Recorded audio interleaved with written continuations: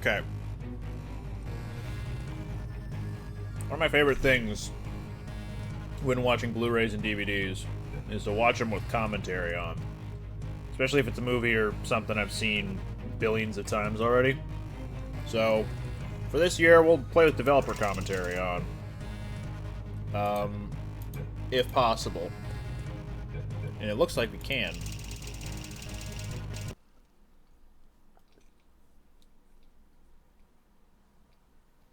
It said progress will not be saved, but I wonder if it's still going to trigger all the same story beats. Good morning. You have been in suspension for 50 days. In compliance with state and federal regulations, all testing candidates in the Aperture Science Extended Relaxation Center must be revived periodically for a mandatory physical and mental wellness exercise. Hi, my name is Gabe Newell, and welcome to Portal 2. When we released the original Portal in 2007, it was an experiment to see how gamers would respond to a different kind of gameplay and storytelling experience.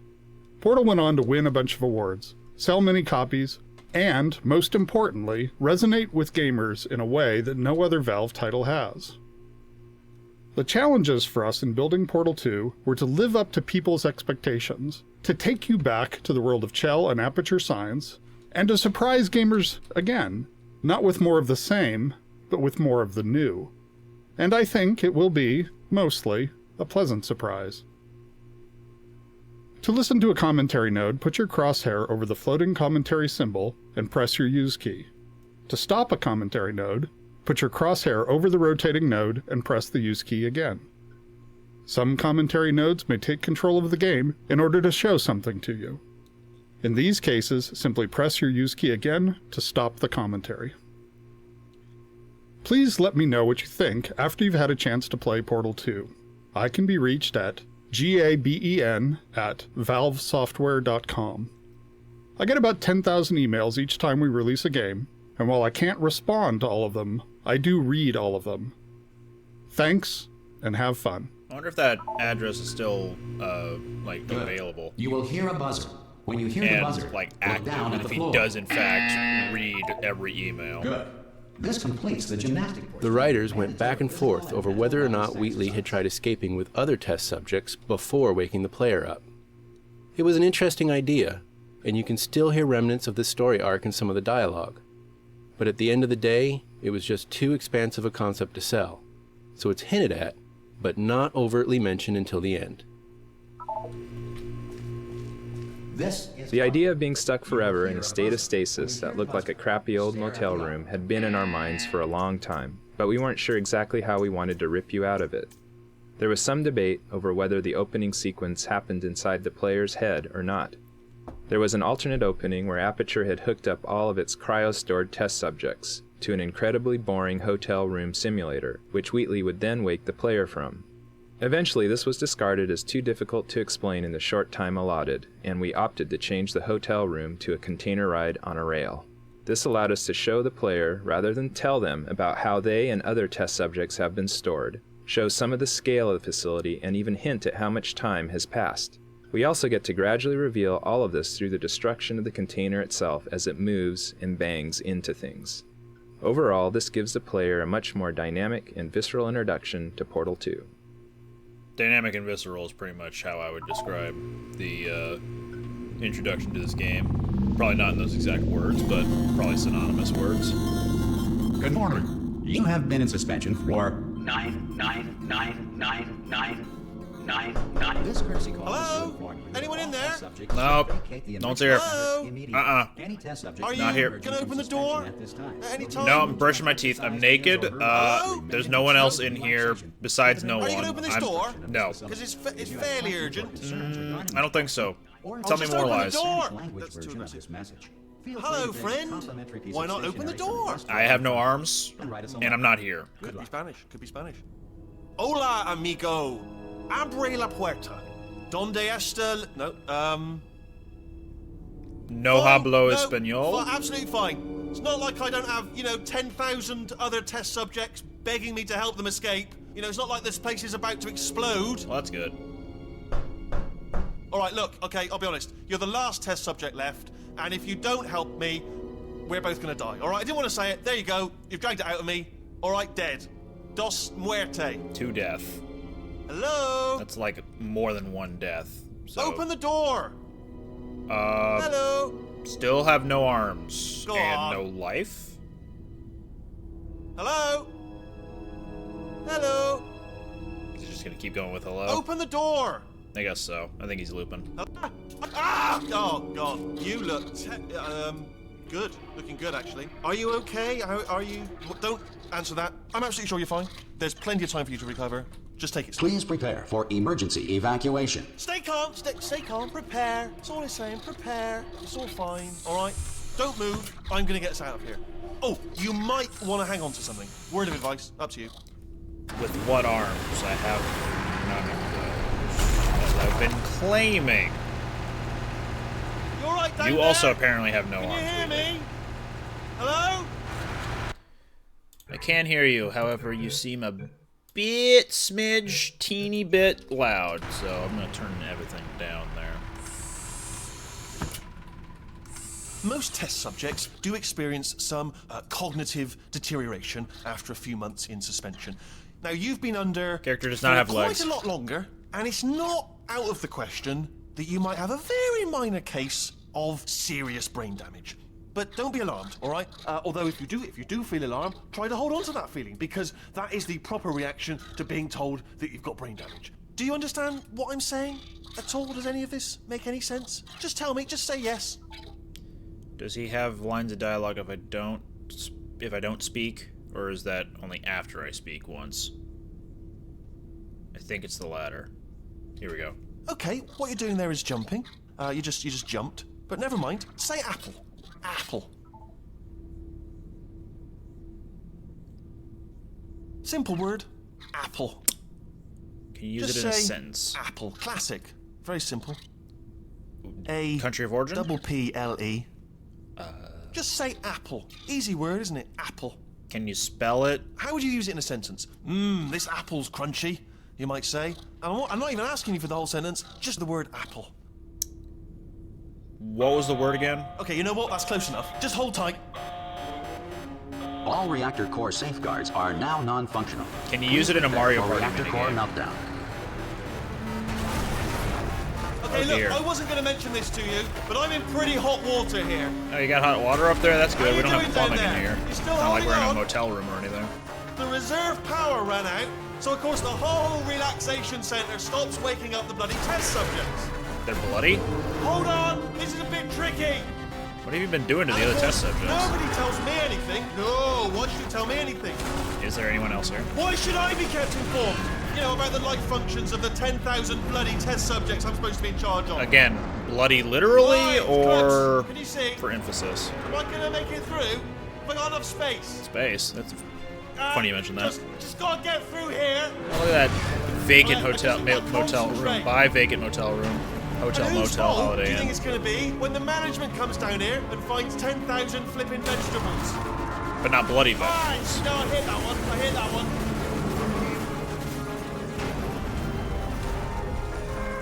Okay, listen, we should get our stories straight, all right? If anyone asks, and no one's going to ask, don't worry, but if anyone asks, tell them as far as you know, the last time you checked, everyone looked pretty much alive, all right? Not dead. How many of them didn't have arms or Okay, legs? almost there. On the other side of that wall is one of the old testing tracks. There's a piece of equipment in there that we're going to need to get out of here. I think this is a docking station. Get ready. I wonder if he can read. Wheatley can't read. Chai can't read. I can't Good read. news, that is not a docking station. So there's one mystery solved. I'm going to attempt a manual override on this wall. Could get a bit technical. Hold on. Can you manually override a wall if the wall is not Almost there. like Remember, technology? you're looking for a gun Wheatley that in makes this particular holes, instance being not bullet used. holes. But don't worry, you'll figure it out. Seriously, do hold on this time. Like, is he trying to hack this wall that has no actual technology about it? There we go. Wonder if you can hack I'll this. be honest, you are probably in no fit state to run this particular type of cognitive gauntlet. But at least you're a good jumper. So you got that, you got the jumping on your side.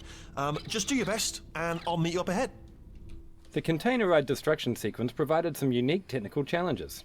The dynamics you experience are actually computed as two separate but nested simulations. The first is a core-scale simulation designed as a stress element analysis pass. This pass computes the overall gross motion of the container itself and computes the collisions and breakpoints based on path keyframe data and a network of constraints.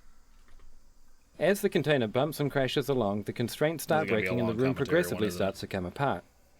There are over 300 rigid bodies and 900 constraints in this rig, all individually configured for properties like tensile, friction, and collision response. The core simulation portrayed gross motion that captured the main dynamics of the ride, but not the fine details. The product of the core simulation was then used to deform spline-based surfaces representing the container geometry, which in turn were parents to fine debris anchored as rigid bodies. As the surface deformations increase, anchors are broken and the fine debris rigid bodies are released into the simulation. The fine simulation also includes the interior furniture and the model detailing. The two simulations were then connected using cache data and were driven together by a series of scripts. Due to the computational complexities of having two nested simulations, we had to come up with some solutions to some interesting mathematical problems. One problem was that the nested nature of the simulations resulted in some instability in the fine debris calculations due to floating point computational limits. The solution employed for this was to compute the fine debris on a stage where the root transform of the core simulation was essentially cancelled out and stored for later use. This allowed us to more accurately detect the fine interactions between the debris and the environment. Post-simulation, the root transform position and inertia were reapplied to the details. We solved the problem of trying to compute the player within this highly dynamic environment by putting them in a virtual room that has all the base shapes of the rendered container, but is simply used to compute player navigation. It's hidden somewhere else in the map. The viewpoint of the player is then parented to the core simulation transform, resulting in the final rendered frame. At the end of the ride, the player is teleported into the actual game space. The simulations were iterative, enabling us to sculpt the dynamics in parallel with gameplay design. In the final product there are over 1,200 rigid bodies, 900 constraints and 1,000 joints. With all the iterations combined, the actual runtime spent computing the simulation was 92.4875 days. So, over 3 months. Or actually around 3 months. Unless it happened with February in the picture. If you feel liquid running down your neck, relax, lie on your back, and apply immediate pressure to your temples. You are simply experiencing a rare reaction in which the material emancipation grill may have emancipated the ear tubes inside your head. This room is meant to teach players the fundamentals of portals, connecting them to two places in the world. As the blue portal moves around the world, the orange stays rooted. In the original portal, this room had these portals moving by themselves on a timer. This led to most people simply staring through their orange portal, waiting for the blue one to end up in the right place. We felt that altering this to make the players decide where the portals came out was more instructive, and meant that players who already knew how to use portals could solve this puzzle both quickly and with authority. I do like that puzzle room was basically the same as the original game, except that you have control over it now. Aperture Science Reintegration Associate will revive Like, rather than making just a reference to the original, they, like, took it and made it a learning experience for those who hadn't played the original. If the Earth is currently governed by a manner of animal king, sentient cloud, or other governing body that either refuses to or is incapable of listening to reason. What'll I do if there's an animal king about? This was the first room for the portal gun, which is supposed to be right there. It's trying to move around and shoot, but there's no gun there. Hey, you made it! There should be a portal device on that podium over... Whoops! Hello? Yeah, like a portal device. We thought of making a whole new character for Portal 2, but we didn't want to lose the relationship between GLaDOS and Chill that began in Portal 1. Once we decided to stay with Chill, we wanted to improve her look, updating her leg springs and jumpsuit to have a more functional design. At the same time, we didn't want players to not recognize her, so we kept a lot of the iconic elements like the color orange. She has folded down her jumpsuit to show she has essentially rolled up her sleeves and shed some of the Aperture label. She is awake again to test, but stronger and more determined than ever. Yeah, very slight change in her character design, but it's noticeable.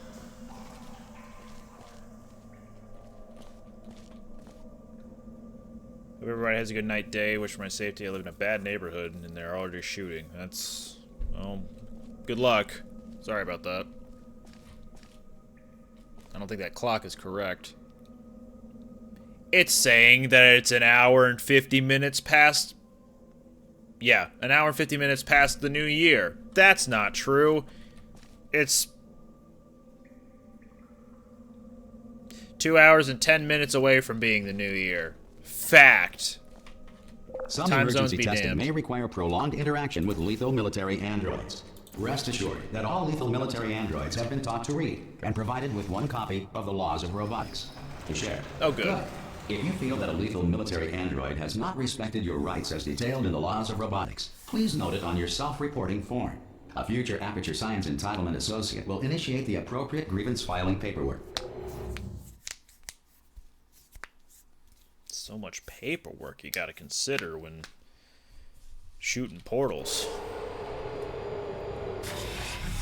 And or dealing with lethal military is very androids. dangerous. To help you remain tranquil in the face of almost certain death, smooth jazz will be deployed in 3, 2, 1.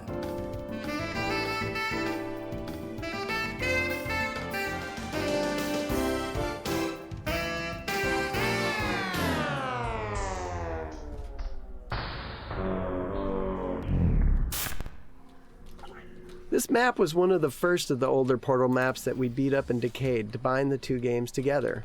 The smooth jazz joke is probably the oldest one in the game. The team discovered through playtesting that smooth jazz was funny to all ages, genders, and cultures. Smooth jazz is also rad, though. Starting out in the ruins of the test chambers from the first Portal was our goal pretty much from day one. We wanted to give players a sense of nostalgia for what they had played, but also make it very clear that things had changed. Not only in a fictional sense, but in a graphical one as well. We needed to bridge the gap between the first game's simpler art assets and the much more complex look of Portal 2. Anyone else enjoying the commentary?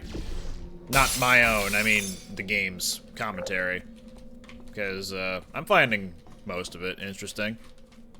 First Ratman Den. Schrodinger's cat.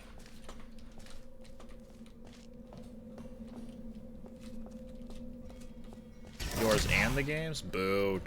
Just appreciate the game's commentary. I'm relying on it to fill the void for, that I would be leaving because I have nothing to add. Professional streamer. If the Enrichment Center is currently being bombarded with fireballs, meteorites, or other objects from space, please avoid unsheltered testing areas wherever a lack of shelter from space debris does not appear to be a deliberate part of the test.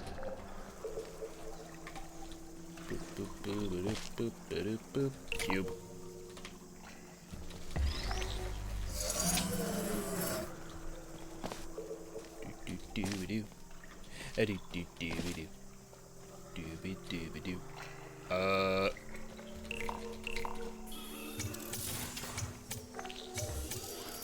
Oh. Wrong. Okay, try that again.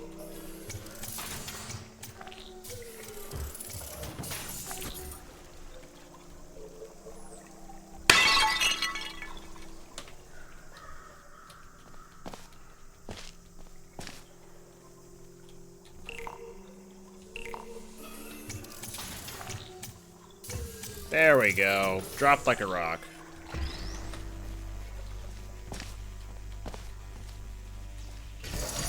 Well done. The Enrichment Center reminds you that although circumstances may appear bleak, you are not alone. All Aperture Science personality constructs will remain functional in apocalyptic. Well, there was no one over there anyway. Of as few as 1.1 volts. Jet Note Bomber Cyberpunk is on console. It is on console. Definitely on Switch. I think PlayStation has it. And I think Xbox has it. This next test applies the principles of momentum to movement through portals. If the laws of physics no longer apply in the future, God help you.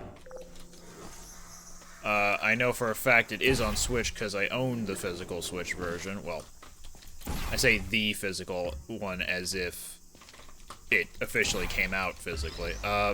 A third-party site was in control of. If you are a was in non-employee charge who of has making a discovered physical this of that. facility amid the ruins of civilization, welcome. And remember, testing is the future, and the future starts with you. So it is for sure on Switch. It is also available digitally there. I think no, actually, now that I recall it more, it is 100% available on PlayStation. You can always look up on Google. Much of the fun in Portal is based on the joy of the aha moment when you learn something new. The game needs a very specific pacing to ensure these moments. If things are too easy, then you're robbed of that moment since it feels like you didn't accomplish anything. If it's too hard, then players feel stupid instead of smart when they finally realize that one small part of the puzzle that they were missing. Unfortunately, trying to create that delicate balance leads to a lot of shuffling of levels and a lot of revisions and tweaks to existing levels. When we started the project, making any big structural change in a level, or the order of levels, would lead to hours or even days of busy work, trying to reconnect things and make sure they lined up again. If we ever wanted to ship something the size of Portal, with the finely tuned balance we desired, then we needed a way to be able to make the big changes to the layout of the game, without paying the cost of making everything line up again. We needed a way to bend space. We needed to think with portals. Using portals to connect different areas in the world, we could make any type of impossible space work out. You could look through a hallway into the next room, but the hallway might be on the other side of the map, and the room you were looking into might be in a completely different orientation. We could seamlessly insert an elevator, a huge expansive vista, a room that was bigger on the inside than the outside, or even create an infinite fall by connecting a shaft back into itself. Soon every connection between any space was a portal. We could even switch them on the fly. Even a simple door worked like the cartoons, just a facade painted on a wall that seamlessly opened somewhere else entirely. Once the game settled down, we were able to finalize our path and remove all the world portals. There's only one impossible space left in the whole game. See if you can figure out where it is. I have no idea where it is.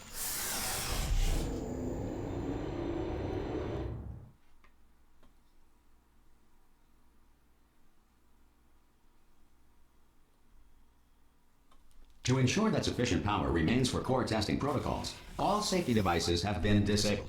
The Enrichment Center respects your right to have questions or concerns about this policy. This interaction with Wheatley was the first that we hooked up for our initial showing at E3. It demonstrated how Wheatley would be an actor in the world, and how the player would not only be interacting with him directly, but also using him to interact with the Aperture facility. The Wheatley model was designed as a mechanical version of the original Portal 1 personality sphere. Originally, they filled a very similar role to that in Portal 1, so we needed one base model which could hold a lot of different expressions. Experimenting with different rigging ideas, we came up with the onion skin design, where a number of spherical plates could slide around inside each other, all supported on a small motion platform mounted on a gyroscope. This meant that no matter what expression Wheatley was pulling, he always retained his spherical shape. The modelers and the animators collaborated closely on these early tests to make sure the design supported the range of expression needed to satisfy any personality sphere that got designed. Lots of ideas were thrown out, such as a small internal robot arm that Wheatley could pull out of one of his ports and pull himself around with. We were careful to make the mechanics look plausible, but we had to cheat the eyelids, since they ended up being a physical impossibility. There was no way all that geometry could fit into the space around his eye without clipping out the other side. But they were such an essential feature of the model that we resorted to crushing them up inside the eye, where the player can't see them. And off we go. Look at this! No rail to... How do you make a giant mechanical eyeball express life and emotions, let alone give the impression that he's talking when he has no mouth? The animator's understanding of human behavior came in handy for bringing Wheatley the personality sphere to life. Talking is so much more than just moving a character's mouth. You have to use body language, head attitudes, and rhythm of movement and eye focus to indicate a character's feelings and motivations. Slow, smooth head moves, a steady gaze, and a relaxed eye aperture indicate that Wheatley is calm. Short, sharp head turns, rapid blinks, and glancing around indicate nervousness or deceit. Add a tightly constricted eye aperture and a little shiver to show fear. Tilting the body away while keeping the eye focused on the player signals an attempt at cleverness that ultimately only fools Wheatley himself. Suspicion is communicated by squinting his eyelids and handles, which function as very expressive eyebrows and cheeks. It's also fun to remind the player that Wheatley is a machine. When hacking, his eye and body segments become perfectly centered and spin mechanically, inspired by the spinning tape reels on old UNIVAC computers. And when he wants to look far in front, he flips his eye all the way over to the other side of his head. This animation approach, combined with the writing and vocals, makes Wheatley quite a unique and entertaining character. Part human, part machine, all eye, and no brain. True. That's the math behind Wheatley right there. And I do love that. That's basically the like the sandbag test or whatever they call it for animators. Right now, in order to escape, we're gonna have to go where through her chamber. if you can and animate she will a probably sandbag kill us showing if she's, emotion, awake. then you are a good animator. Okay, I'm gonna lay my cards Something on like the that. table. I don't want to do it. I don't want to go in there. Don't go in there. She's off. She's off. Don't panic over. She's off. All fine. On we go. How do you turn GLaDOS on? Sorry. Originally, GLaDOS was built to curl up and disguise herself as one of her rings, potentially explaining how she had survived the explosion at the end of Portal 1. But this wasn't a very dramatic reveal, so we threw it out in favor of spreading her out over a greater distance. This also made her more recognizable as GLaDOS when you initially crossed the room. The actual wake-up animation was a combination of simulated animation with a layer of hand-keyed animation over the top. A two-stage model was created for this scene. The first stage had separate pieces and connecting cables that would be drawn together by running a physics simulation so that the pieces would interact with the environment. Physics simulations were also used to break apart the objects GLaDOS crashed into while she writhes around. At the point where GLaDOS rises free of contact with the ground, she switches instantaneously to a fully connected model with controls for hand-keyed animation. From this point, the animator enhanced GLaDOS's awakening by hand, choreographing the violent chaos of her re-emerging consciousness, while at the same time conveying the weight of a machine the size of an airliner. Once the hand-keyed animation was done, a final simulation pass was run to animate the cables and dangling parts of GLaDOS's body. The scene was produced very rapidly for an E3 deadline, and a traditional rig for the sequence was never fully realized. This made it difficult when we extended the sequence after E3 to add further animation, but we accomplished it by bearing in mind that GLaDOS herself is pretty broken at this point. The last part of the sequence requires the player to lose control of their view while being immobilized by a giant mechanical pincher. Once the controlled camera takes over, a careful alignment and time synchronization was required to make all the hand-animated models and camera interact with each other. Each of the stages in this wake-up scene contain a variety of processes that are very challenging to achieve live in a game engine. A. He's spelling out how he can scream. A, C. Wait, did I do B? Do you have a pen? Start writing these down. Power up, complete. I don't. Okay, listen. All right, new plan. Act natural. You've done nothing wrong. Hello! Oh, it's you. You know her? It's been a long time. How have you been? I've been really busy being dead. You know, after you murdered me. You did what? I'm a stone cold killer. No. Oh, no. Okay, look. We both said a lot of things that you're going to regret. Wheatley's dead! We can put our differences behind us. Besides, you monster. I will say, though, that since you went to all the trouble of waking me up, you must really, really love to test. I think there's music that's supposed to be playing right now, but there's just one maybe small because of the thing we need to commentary, take care of first. it got kind of shafted accidentally. But that's whatever.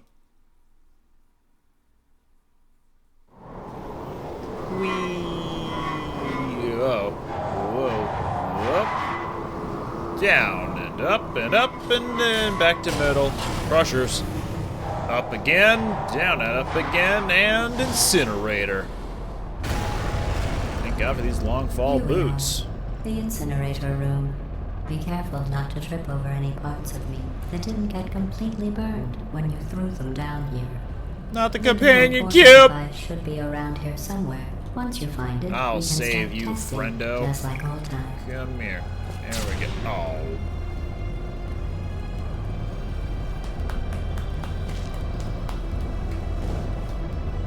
There it is.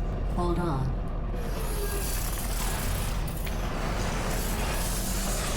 There. Good. You have a dual portal device. There should be a way back to the testing area up ahead. Once testing starts, Yeah, this was I'm the required by old incinerator protocol to room keep from the first interaction with game. you to a minimum. We'll actually Luckily, go we backwards haven't started through testing yet. the final test This will be chamber. our only chance to talk. Well, proper test chamber. Here, let me get that for you. Do you know the biggest lesson I learned from what you Recognize did? some of the set I pieces discovered already. I have a sort of black box quick save feature. In the event of a catastrophic failure, the last 2 minutes of my life are preserved for analysis. I was able, well, forced really, to relive you killing me again and again, forever. You know, if you'd done that to somebody else, they might devote their existence to exacting revenge. When the player first encounters the robot arms, we wanted to convey that they were still coming back online. The idea was that GLaDOS was just waking up and hadn't yet fully regained control of them. Slowly over the course of the first few levels of this act, she gets more sure of herself and her ability to alter and mess with the lab increases. The arms presented a number of challenges, the key one being the interaction with the player. It was easy for the player to get stuck behind or inside of the models if they did something too complex. So we had to limit most of the arm action to the walls or ceilings of the test chambers, and we restricted their use on a larger scale to areas where we could be sure of the player's location. I can imagine it being a problem for modelers and animators to try and work with, you know, physics objects that should not be interacted with, but would interact with the player. Sorry about the mess. I've really let the place go since you killed me. By the way, GLaDOS originally was a lot more cutting in these opening rooms. Given that she's talking to someone she perceives as her murderer, playtests revealed, though, that it was a bit grueling getting browbeaten by GLaDOS this early in the game, so her arc was rewritten to give her more of a slow burn towards the player. Anyway, puzzle's done. Not bad. I forgot how good you are at this. You should pace yourself, though. We have a lot of tests to do. Yeah, if she came swinging out the gate at Chell, like, super harsh, it would definitely confuse new players to the series. Like, what is this AI's problem? What? This next test involves. Why are they being so mean to me? I didn't do anything. I just finished building them. I personally didn't do anything. I mean, episode. Oh, can I go get So now we'll both get to see how they Wheatley? work. There should be one. By in which the I mean, can I corner. go glitch Wheatley here? Come here, you. I don't.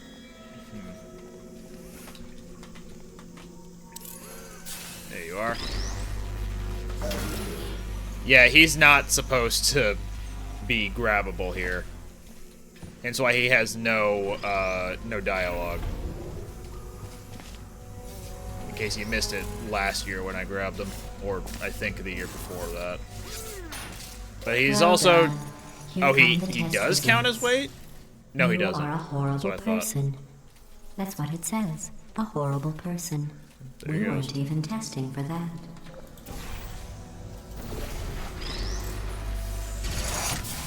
And, because he's technically not supposed to be here, he doesn't get fried by the Emancipation girl. Much as I'd like him to. Well, early Wheatley is fine.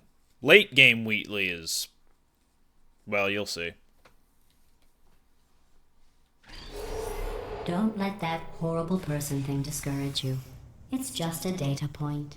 If it makes you feel any better, science has now validated your birth mother's decision to abandon you on a Is doorstep. there commentary for Exile Vilify? No. I really like Exile Vilify. Look it up on YouTube. It's a song by The National that they just kind of featured in this game. I'm not entirely sure why, but they have. So check it out if you haven't before. Congratulations. Not on the test. Most people emerge from suspension terribly undernourished. I want to congratulate you on beating the odds and somehow managing to pack on a few pounds. Yeah, late game Wheatley, if one of his main chapters is of any indication, it's he's kind of an a-hole. He kind of wants to kill you. Because one of the chapters is literally called, "This is the part where he kills you." One moment. Or, the part where he kills you.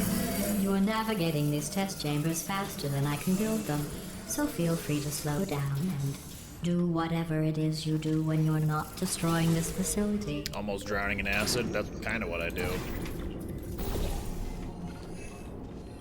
Oh, that's right. I meant to grab it, not summon another one, but whatever. You do you, game. Ow.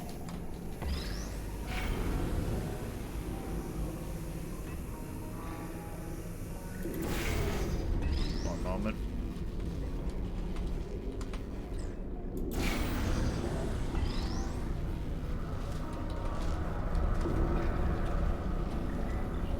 Side leap.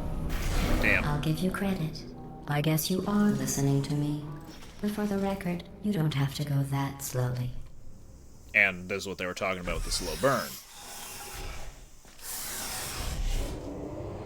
Like, not coming out swinging, but letting it, you know, sink for a little bit.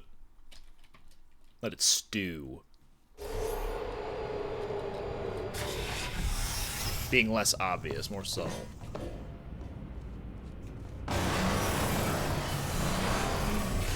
This next test involves the Aperture science. This was the first test map that we created when we started to experiment with the aerial faith plate puzzle element. The map underwent many visual refinements, but it's one of the few puzzles that remained almost completely unchanged from its first form. Good luck. It's a pretty simple puzzle, all things considered, but it is introducing you to a brand new mechanic in the You're series. not breathing real air. It's too expensive to pump this far down. We just take carbon dioxide out of a room, freshen it up a little, and pump it back in. So you'll be breathing the same room full of air for the rest of your life. I thought that was interesting. Which is more interesting, the data point by GLaDOS or the commentary from the actual game devs? You decide. Let's see what the next test is. Oh, advanced aerial faith plates. Well, have fun soaring through the air without a care in the world. I have to go to the wing that was made entirely of glass and pick up 15 acres of broken glass. By myself. Who freaking who? The catapult trajectory lines seen here allow us to visualize where the catapult will deliver a player or a physics object. We can differentiate the speed and trajectory for players and other objects. The yellow lines are for physics objects, and green is the player's trajectory. Sometimes we need to have a different value to accommodate the shape of the object being catapulted. What works for the player may not work for an object, and vice versa. For instance, it was common for a box to make it to a ledge while the player would smack into the side, and then fall down into the slime. The visualization tools helped us debug these types of problems. Alright, let's do that again, because I got distracted by some other tidbit.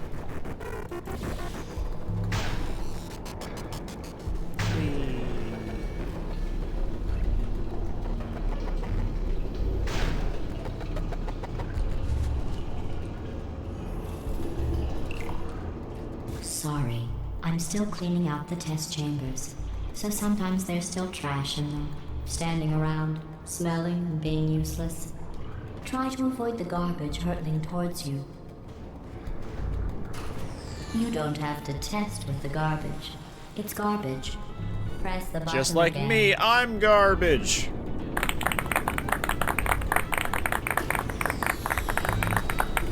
I've mentioned this in previous streams, but if you bring this radio here all the way to that room I just jumped in earlier, you'll get an achievement. But I don't need it right now, so get out of here.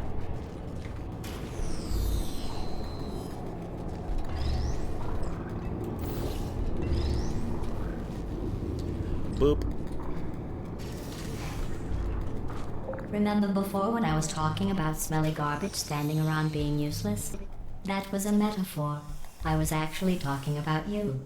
And I'm sorry. You didn't react at the time, so I was worried it sailed right over your head, which would have made this apology seem insane. That's why I had to call you garbage a second time just now.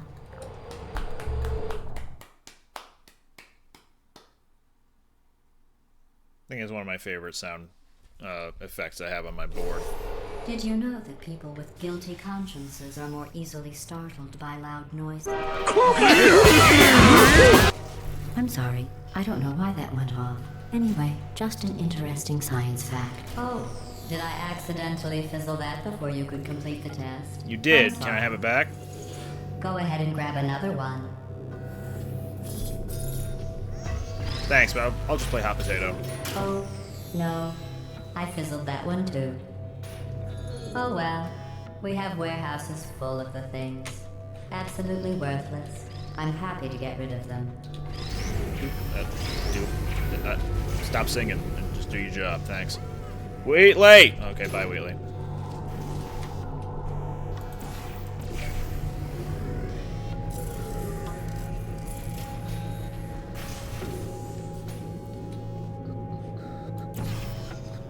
Wait. Yeah. Whoops. Oh, whatever. Oh. Try that again. Here I go.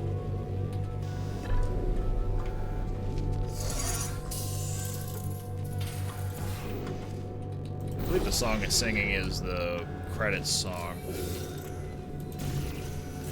There. And you. Every test chamber is equipped with an Emancipation grill at its exit, so that test subjects cannot smuggle test objects out of the test area. This one is broken. Don't take anything with you. My friend! I think that one was about to say, I love you. They are sentient, of course. We just have a lot of them. So are they creatures, or are they just intelligent beings? I don't know if that really makes what you're doing any more or less spooky, creepy, tyrannical. This next test involves We needed a puzzle that would demonstrate the different effects that the Fizzler has on the game. This map was consistently the one that most of our playtesters would get stuck on, and we tried various things to make the puzzle easier to understand. Originally, this room had 2 Fizzlers in it and was divided up into 3 distinct areas. This proved to be too complicated and almost none of our playtesters could solve the puzzle. We removed the second Fizzler and simplified the layout of the room quite a bit, but most of our playtesters were still getting stuck on it. We identified the problem to be the space above the Fizzler. Originally, the space was completely open, but that didn't effectively convey to the players that they needed to shoot a portal above the Fizzler. We then tried putting glass with several holes in it above the Fizzler. This was slightly more effective as players would know that the holes are there for a purpose, and would try to solve the puzzle by shooting portals through the holes. The map was still not testing well though, as players could not figure out which side of the Fizzler they needed to be on when they shot their portals. We then changed it to have only a single hole through the glass, moved down to the eye level of the player, so that shooting the portal from either side of the Fizzler would be a valid solution. This change tested really well, and we started seeing most of our playtesters make it through the level without getting stuck on it for a long time. Which is odd, considering whenever I do this puzzle, it's over in a flash. Like, GLaDOS can go through her whole monologue, and I'd be done with the puzzle before she gets done with her monologue. It's making it sound like the playtesters were doing it slower than that. So, I don't know. We originally planned to use the same Emancipation grid effect we'd used in Portal 1. We were surprised to hear during several of our early playtests that players thought this map was the first time they'd encountered one. Players walked through at least one Emancipation grid in almost every map. Playtesters also weren't able to report the grid's properties. That indicated to us that we needed to better communicate when an interaction was occurring. Our challenge was to create an effect that was more noticeable to players, but didn't look so solid or so threatening that players wouldn't attempt to walk through it. We chose to keep the cool color scheme and reinforce the non-threatening nature of the field by mimicking the kind of water caustics you'd find in a shallow swimming pool. To communicate that the grid blocks portal placement, we added flashes whenever the player shoots one. To warn players that the grid will destroy objects brought through it, we added a vortex effect that increases in intensity as objects get near. Once these changes went in, playtest feedback demonstrated that players noticed the Emancipation grids earlier and had a much better understanding of their function. They are a lot more apparent than in Portal 1, where they were just like particles kind of at the edges of certain doorways. And if you walked through them with something equipped or like in your hand, then they would trigger, and there goes the thing you were carrying. Wheatley was originally envisioned as a group of spheres that you discover as you explore the facility behind the scenes. We ditched this idea for 2 reasons. For one thing, behind the scenes levels were required to highlight the introductions of these new spheres, and these levels have their own unique logic. The number of spheres we wanted would have made for far too many of these types of levels, resulting in a very unportal-like game. Also, we were spending so much time introducing these new characters that we had no time to get to know any of them before they were swept off stage for the next one. Eventually we realized it would be a lot more satisfying to really get to know one sphere instead of briefly meeting 6. Some of these characters were eventually recycled as corrupt cores for the finale.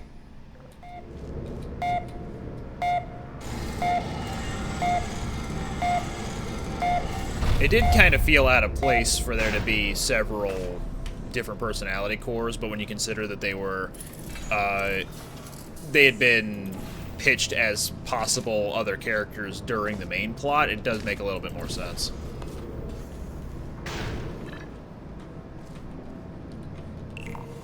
Where does that go? Right over there. Alright. Yep.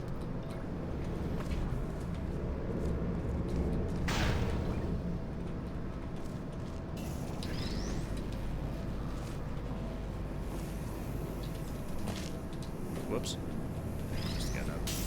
There you go.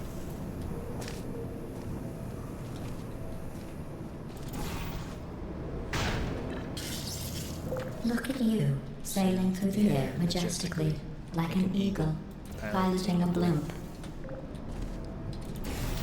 There we go. Emancipation, grippilation, grill, Jamation.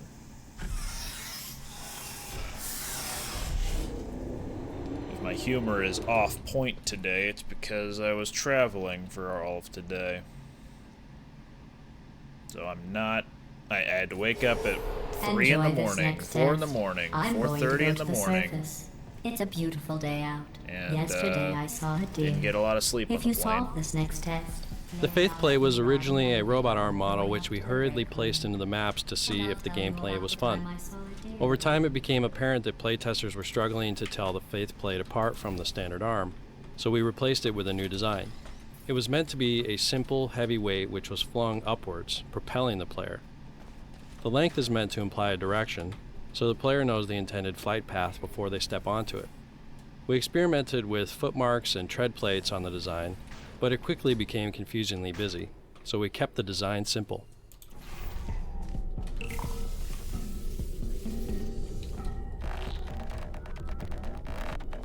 Cube.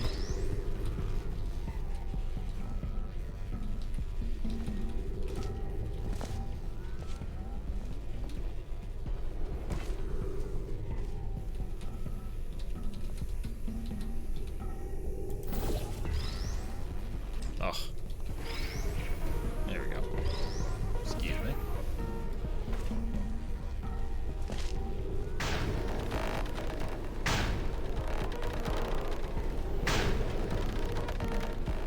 The sound bites that play when you're kind of like at the peak of your bounce, they feel I did see like some humans. But with you here, I've is got it more test tensile? subjects than I'll ever need. Like a tensile sound, like wires being pulled really hard but not snapping or anything. It sounds like that. It sounds like them stretching a little bit, but it's got like music to it or melody to it.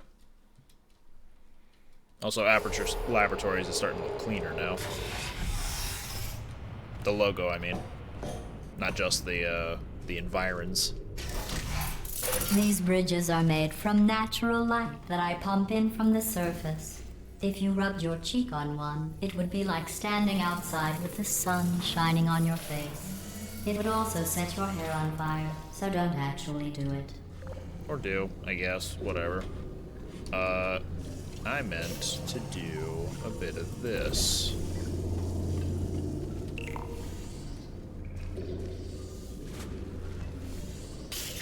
And now it's just gonna keep going. Alright.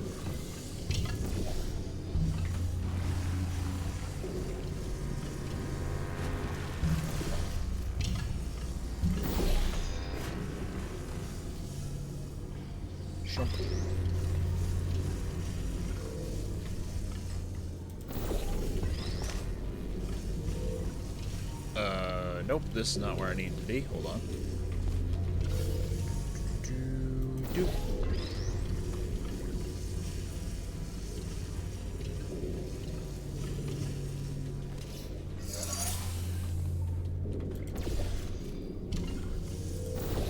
Excellent. You're a predator, and these tests are your bye, prey. big Speaking turret. of which, I was researching sharks for an upcoming test. Do you know who else murders people who are only trying to help them? Did you guess sharks? Because that's wrong. The correct answer is nobody. Nobody but you is that pointlessly cruel. Sound of tension.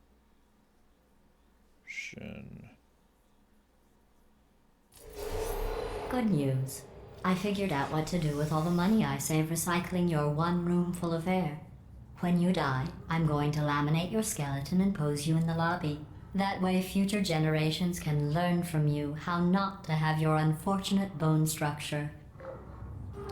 High tension wires can make a sound due to the phenomenon of corona discharge. When the electric field near the wires is strong enough, it can ionize the air around the wires, creating a faint buzzing or crackling sound. I'm not sure if that's what I'm looking for. Quora.com. How about from this page?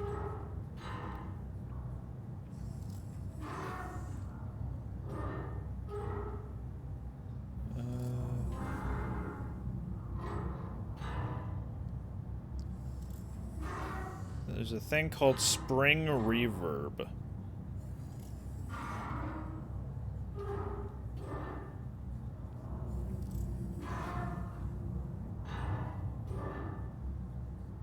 Let's look up spring reverb. It's an early form of synthetic reverb.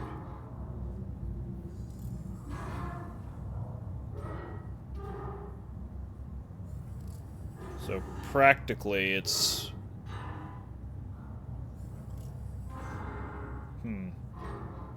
I think it's mostly a term used for, I guess, performance, if you want to call it that, rather than using it to describe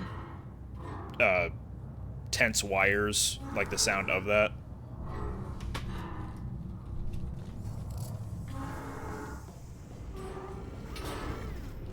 Anyway, video games. Perfect. The door's malfunctioning. I guess somebody's going to have to repair that too. No, don't get up. I'll be right back. Don't touch anything. Look closely, and there's Wheatley. Hey, and he's glitching like crazy. I found some bird eggs up here. Just dropped them into the door mechanism. Shut it right down. Bird, bird, bird, bird. Okay, that's probably the bird in it that laid the eggs. Livid. Okay, look, the point is, we're gonna break out of here, all right? Very soon, I promise, I promise. I just have to figure out how to break us out of here. Here she comes. Just keep testing. Remember, you never saw me. Never saw me. Wonder who that was. I went and spoke with the door mainframe. Let's just say he won't be, well, living anymore. Anyway, back to testing. Before I go back to testing, another Ratman den because it's obligatory. There is no magic, only lost physics. Who are you?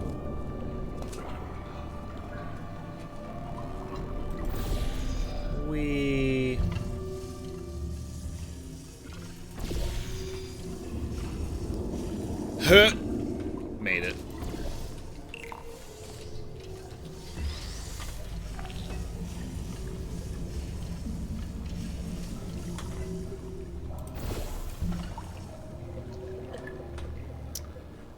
I lost the cube. Okay.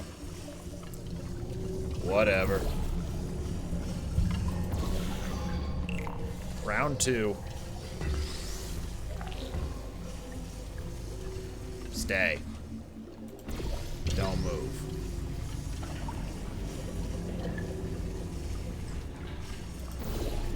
Well done. Nailed it.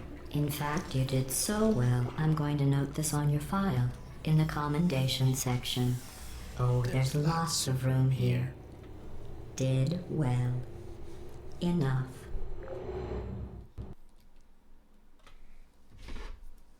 What if I search for sound of...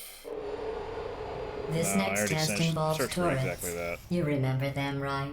They're the pale spherical things that are full of bullets. Oh wait, that's you in 5 seconds.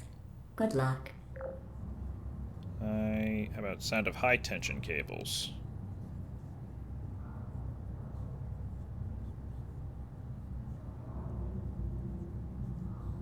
High tension wire?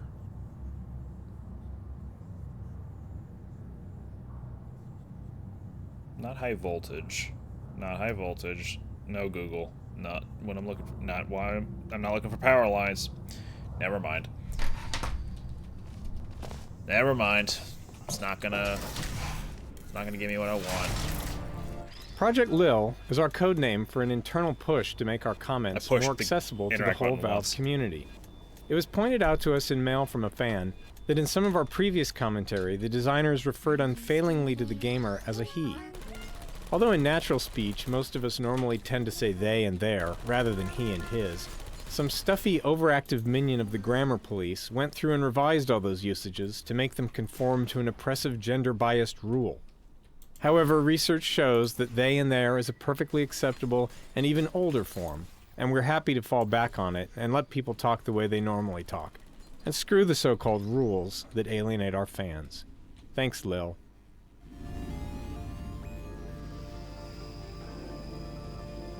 I think I'm tuned out of that commentary a little bit early.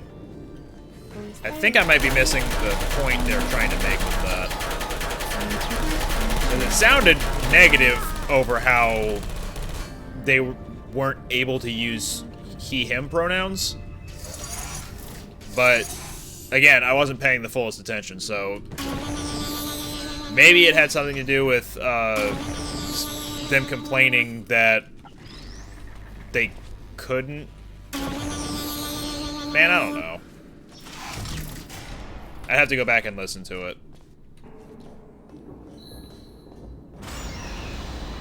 I just hope it wasn't demeaning and sexist.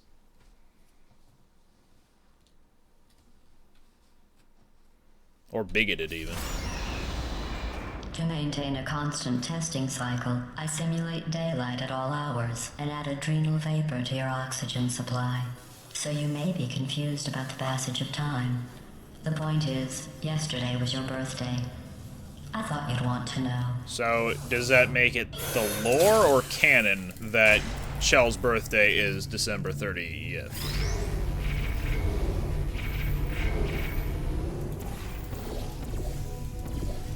You know how I'm going to live forever, but you're going to be dead in 60 years? Well, I've been working on a belated birthday present for you. There we go. Well, more of a belated birthday medical procedure. Well, technically, it's a medical experiment. What's important is it's a present. Yeah, I'd consider that lore rather than canon. The difference, to those unaware, is that lore can be whatever the hell you want it to be. That's not me talking. It's right here. Canon is pre-established within the right here, a universe scientist has noted that on you it looks stupid. of the game or of the Well, media. What does a neckbearded old engineer know about fashion? He probably... Oh, wait, it's a she. Still, what does she know? Oh wait, it says she has a medical degree. In fashion. From France. Are you still there? Trip them up. Why? Beep. Little eye. Just gonna... I'm going through the list of test subjects in cryogenic storage. I managed to find 2 with your last name. a man and a woman. So that's interesting. It's a small world. And then there's some possible lore in a later part of this game that implies that GLaDOS is actually Chell's mother. What? I have a surprise waiting for you after this next test. Telling you would spoil the surprise. So I'll just give you a hint. It involves meeting two people you haven't seen in a long time. Wheatley and GLaDOS. Am I close? With vacuum tubes such a big part of Portal 2, we designed the new elevators to work within them. We liked the idea that this made the player feel about as important to Aperture as the cargo moving through the tube, and it also gave us plenty of opportunities to show how the system could go wrong, such as when the tubes get blocked or when cargo rains down on the elevator. The videos began as attempts to visualize some of GLaDOS's dialogue, but they evolved into a means of relaying information about the larger world of Aperture. It seemed very likely to us that Aperture would boast to the test subjects about the devices they were testing, and show them the clever ideas they had put into the products. The videos also served as a reward for completing the test chambers, and a way to make the elevators visually different from one another to prevent repetition.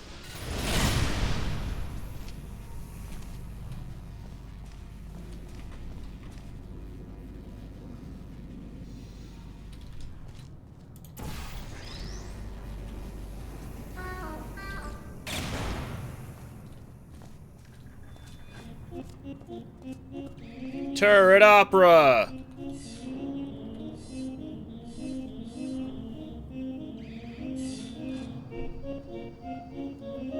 And they're being overseen by this big old guy.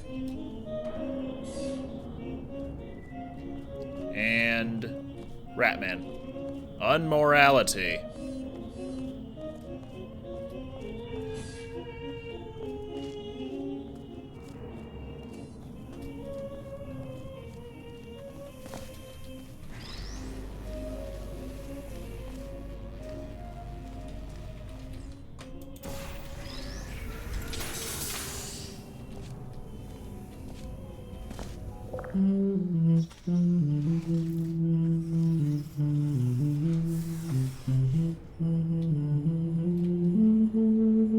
Which nobody can deny. T-minus 24 minutes until it's the new year for East Coast. Which then means it would be an hour from Central Time, which means it'd be another hour until after that, until Mountain Time, which means another hour for West Coast. That's how time works in the real world, not in just America. What are you talking about? Excuse me a moment, let me just... I'm just gonna put that right there. Well, no, I'll wait on that. And I'm going to instead... Whoop! Almost didn't make it. Another Ratman thing!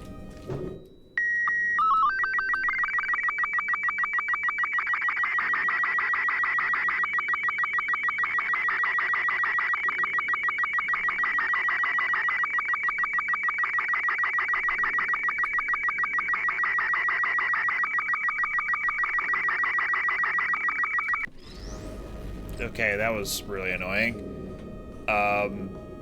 That was the same radio frequency that played in Portal 1 when you got the radio to specific spots in each test chamber. But that was really loud, so sorry about that. Didn't realize it was gonna be that. I bet you think I forgot about your surprise. I didn't. In fact, we're headed to your surprise right now. After all these years, I'm getting choked up just thinking about it. I was hoping they'd comment on the frequency itself rather than just featuring it in full, crispy, high-quality audio. Surprise in 3, 2, 1. It all up. Surprise. Oh, come on. If it makes you feel any better, they abandoned you at birth. So I very seriously doubt they'd even want to see you. Try shooting me, idiot.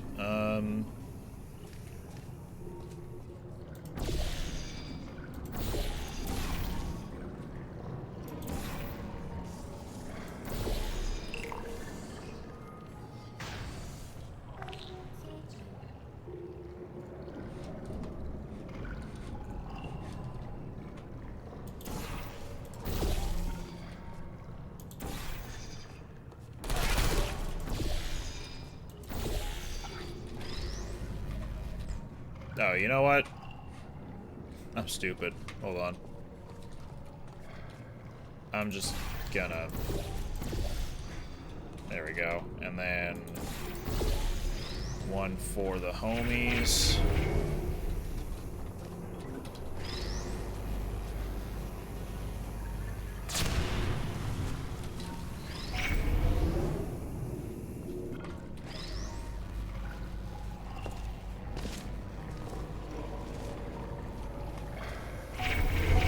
I feel awful about that surprise. Tell you what, let's give your parents a call right now. The birth parents you are trying to reach do not love you. Please hang up. Oh, that's sad. But impressive. Oh, that's sad. Maybe they worked at the phone company. And it slows down, and we find... Hey, how's it going? I talked my way onto the old nanobot work crew rebuilding this shaft. They are really small. So, I know, Jerry! What, the No, shaft I'm is on a really break small? now. I'm on a break. Ah! Just hang in there for 5 more... What? Jerry, you can't fire me for that. Yes, Jerry. Or maybe your prejudiced worksite should have accommodated a nanobot of my size. Thanks for the hate crime, Jer. See you in court, mate. Anyway, look, just hang in there for 5 more chambers. I don't think I can count that high, Wheatley. Therefore... What's the number after therefore? Well, you know the old formula. Comedy equals tragedy plus time. And you have been asleep for a while, so I guess it's actually pretty funny when you do the math. I wouldn't know. I don't know how to math. So, ha. I should probably go get the cubes before doing anything up here, huh? Shump, shump, bump, bump, bump. That's one down. I guess. It's probably up there. And I guess I'll just leave it up here then.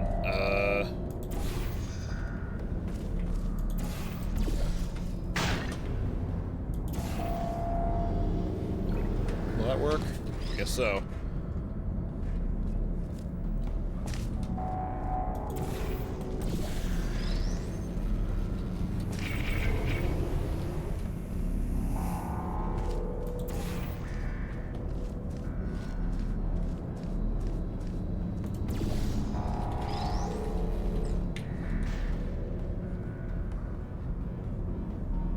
Okay, good.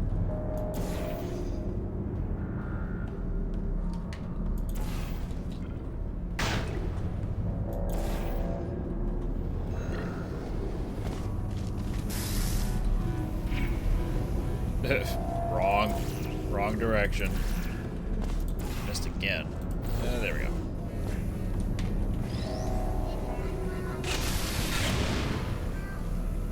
I routinely miss one turret, and I might have missed another one there too. But we're just gonna have to see. Now, won't we?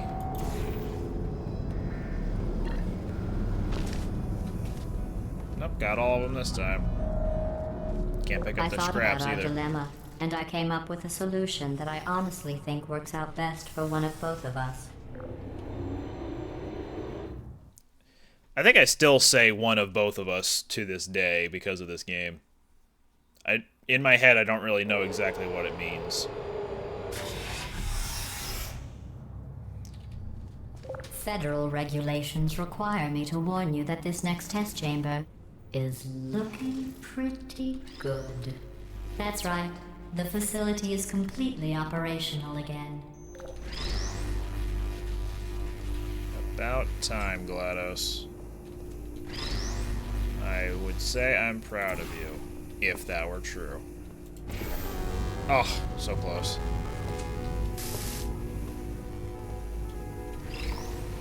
Almost had it.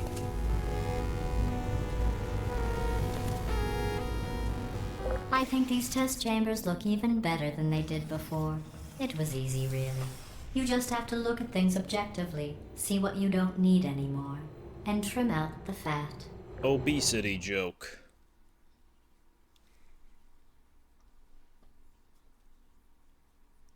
Or rather, obesity snide remark from GLaDOS, but it doesn't roll off the tongue I've got a as surprise for you after this next test. Not a fake, tragic surprise like last time. A real surprise with tragic consequences. And real confetti this time. The good stuff. Our last bag. Part of me's going to miss it. But at the end of the day, what's going on? Who turned off the lights? The breakout sequence here was originally a lot longer, involving Wheatley talking to you in a horrible American accent, assuming GLaDOS can't hear him. Simultaneously, we'd have GLaDOS commenting on the entire ridiculous exchange because of course she can hear him. When we playtested the concept, every player made a beeline for the opening, so we either had to ditch all the dialogue or figure out a reason for the player to stand around for 5 minutes, even though they could escape at any time. We ditched the dialogue. It's a shame. Come on, come on, come on! The irony is you were almost at the last test. Here it is. Why don't you just It's do the it? last test, Trust me, but there's no it's an commentary easier notes, so way what out do I than the care? asinine plan your friend came up with. Oh, what? How shoot? Oh. Back. Come on, come on! I'm going. If I had a Cyberpunk 2077 like related button on my stream deck, I'd be able to push it when I said, "I'm coming."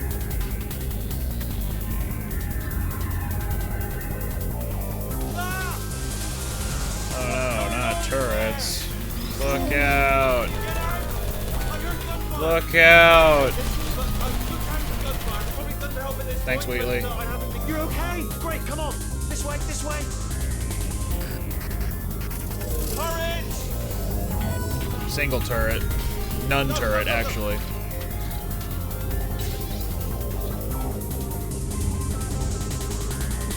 Yo, Wheatley, keep up. There's the exit! We're almost out of here! He's bringing the whole place back! Hurry! Hurry! This way!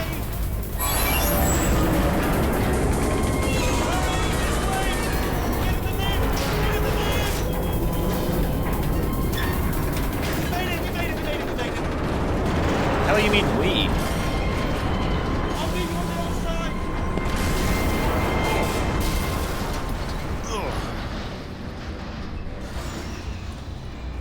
And another load zone.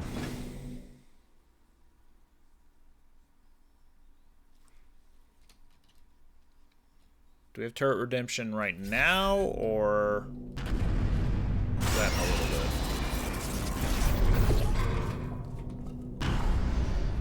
Ah, brilliant! You made it through. Well done. Okay, follow me. We've still got work to do. What's happening? Okay. Okay, don't move. Too late. Holding W. Holding A. D. S. W. D. S. A. All right, so W. got an S. idea, A. but it D. is S. bloody A. dangerous. W. Here we go. Ah! Oh, for God's... They told me that if I ever turned this flashlight on, I would die. They told me that about everything. I mean, I don't even know why they bothered giving me this stuff if they didn't want me to use it. It's pointless. Mad.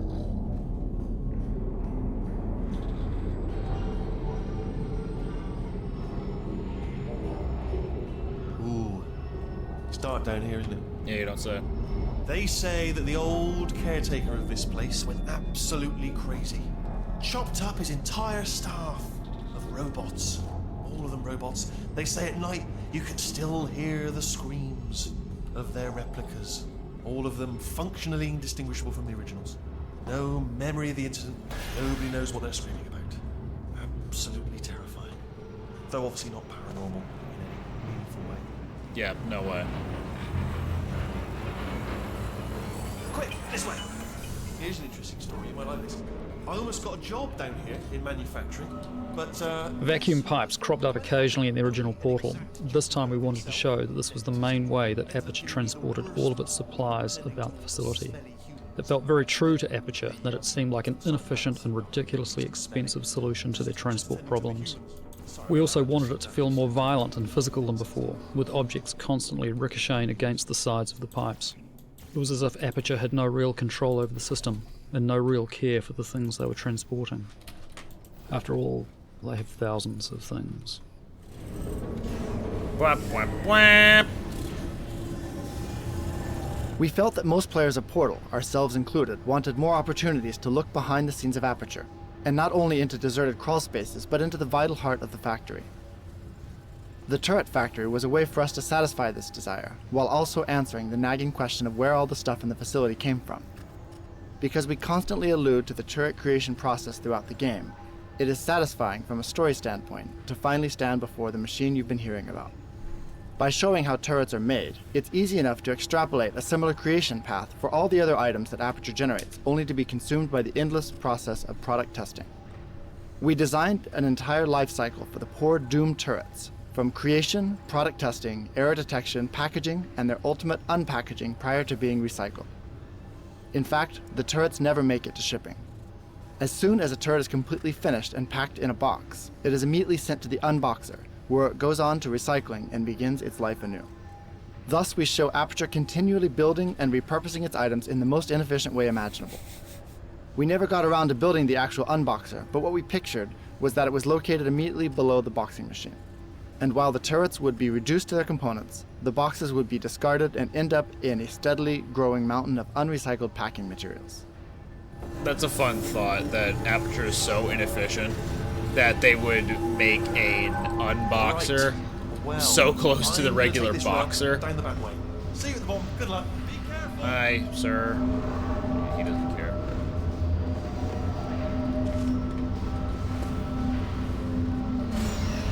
MDB always talks about you, so I thought I'd check out the stream. How's it going? I am flattered that he always talks about me. But it's going fine. Thank you for asking.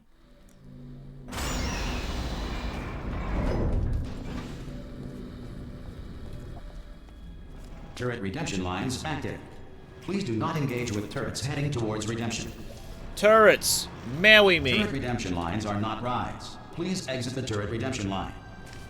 Whoa, almost jumped off. Turret! Maui me!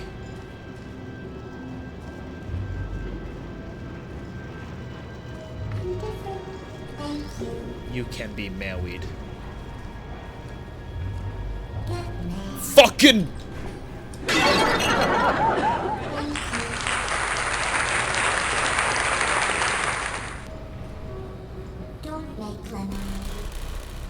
Can't tell me what to do. I'm getting a divorce. Yeah! What's happening? Stand down.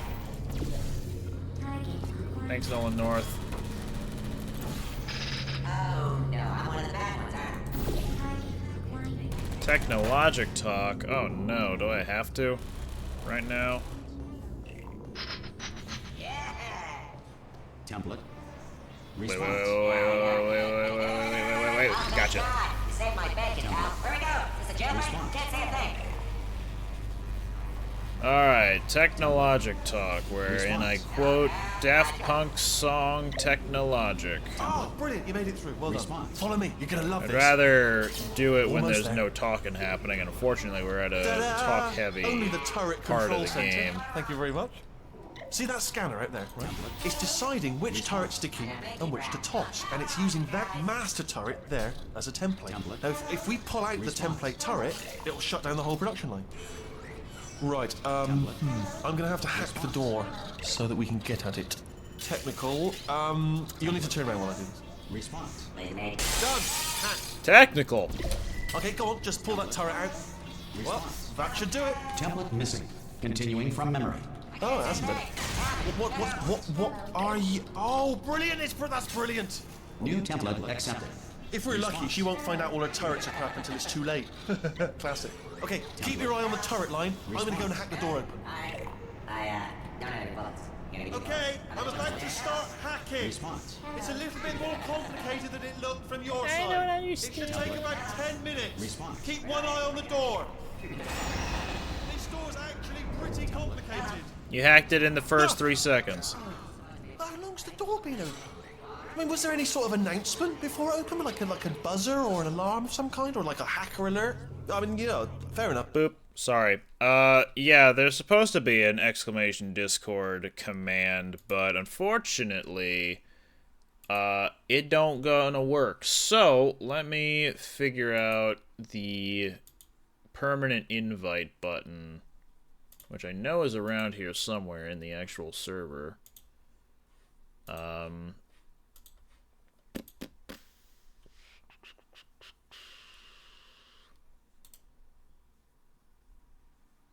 Server setting, privacy settings. Where do I find the invite to Soiva thing? I know I can create a temporary one, which I might just do, but yeah, forget about it. Alright.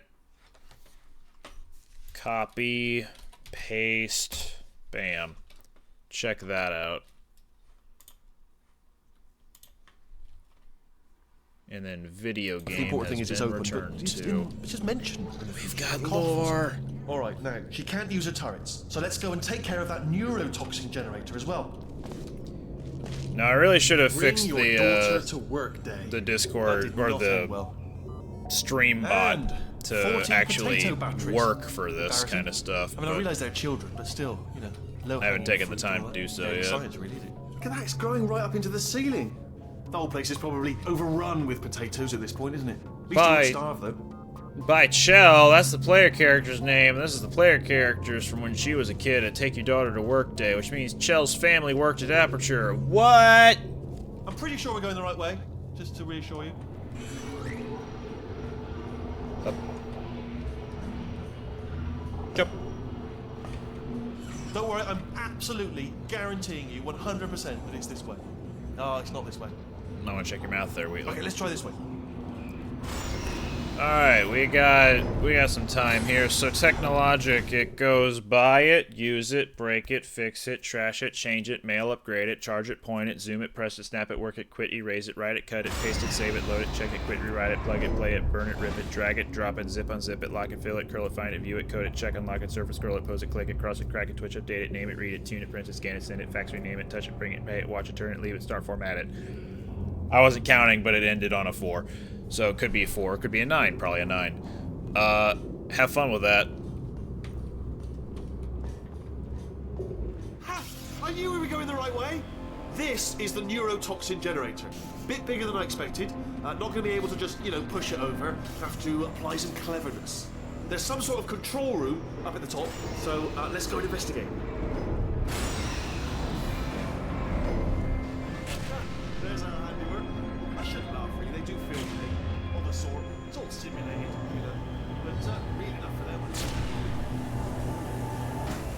Lasers. I'm afraid the door's Ooh, locked. button. What are you doing? We don't know what that button. Oh, the door's open. Well done. Let's see what's it. Good news. I can use this equipment to shut down the neurotoxin system. It is, Wheatley would however, never betray us. He's our friend. Do you smell neurotoxin? You can smell? Neurotoxin levels are going down. Hold on, something's wrong. Neurotoxin levels up to 50%. No, it's down. Sorry, my mistake. I meant to say it's down 50%. Good news. Carry on. In case of implosion, look directly at implosion. At 0%. Yes. You think there's gonna be an implosion soon? Should I look at it? I'm looking at it. Warning. Neurotoxin pressure has reached dangerously unlethal levels. Oh no, if something is unlethal, that means it's bound to implode.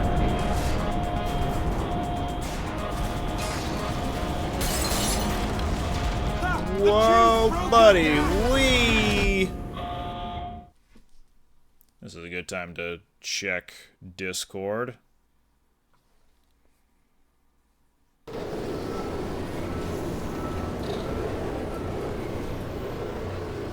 This should take us right to her. I can't believe I'm finally doing this. Woo! I knew this this would be fun. They told me it wasn't fun at all, so they said it's not fun at all. And I believed them. I don't know, I was a fool to myself. Oh, I'm loving this. Whale of a time. There are whales here? This place is huge, and we're only seeing the top layer. It goes down for miles. All sealed off years ago, of course. We should be getting close. Oh, I cannot wait to see the look on her face. No neurotoxin, no turrets. She'll never know what hit her. Hold on, because I might not have thought this next part completely through. Oh no, my hands are occupied. I can't turn left to look at them. Get to her. That's a shame. I'll find you.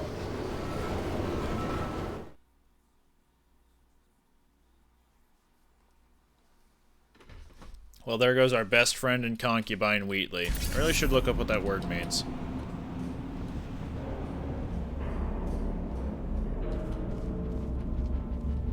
Anyway, this may look familiar. That's where GLaDOS is hidden.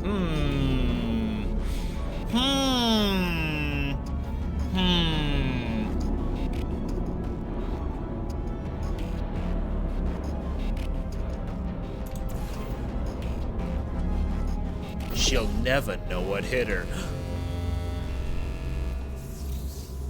Cake dispensary? Don't mind if I do.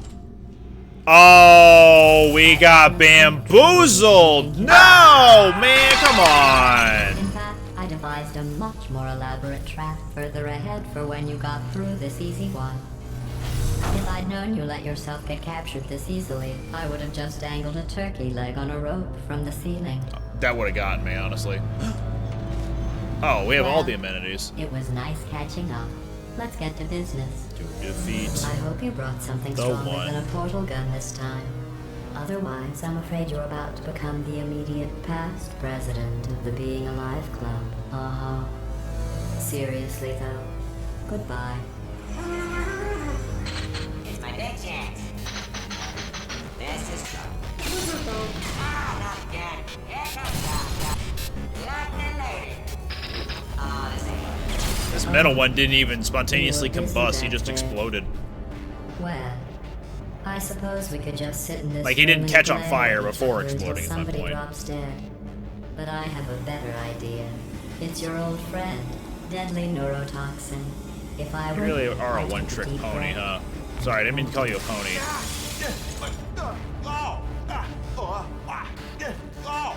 Hello. I hate you so much. Warning. Central core is 80% corrupt. That's funny. I don't feel corrupt. In fact, I feel pretty good. Alternate core detected. Oh, that's me they're talking about. To initiate a core transfer, please deposit substitute core in receptacle. Core transfer. Oh, you are kidding me. Substitute core accepted. Substitute core, are you ready to start the procedure? Yes. Corrupted core, are you ready to start the procedure? No. Oh, yes, she is. No.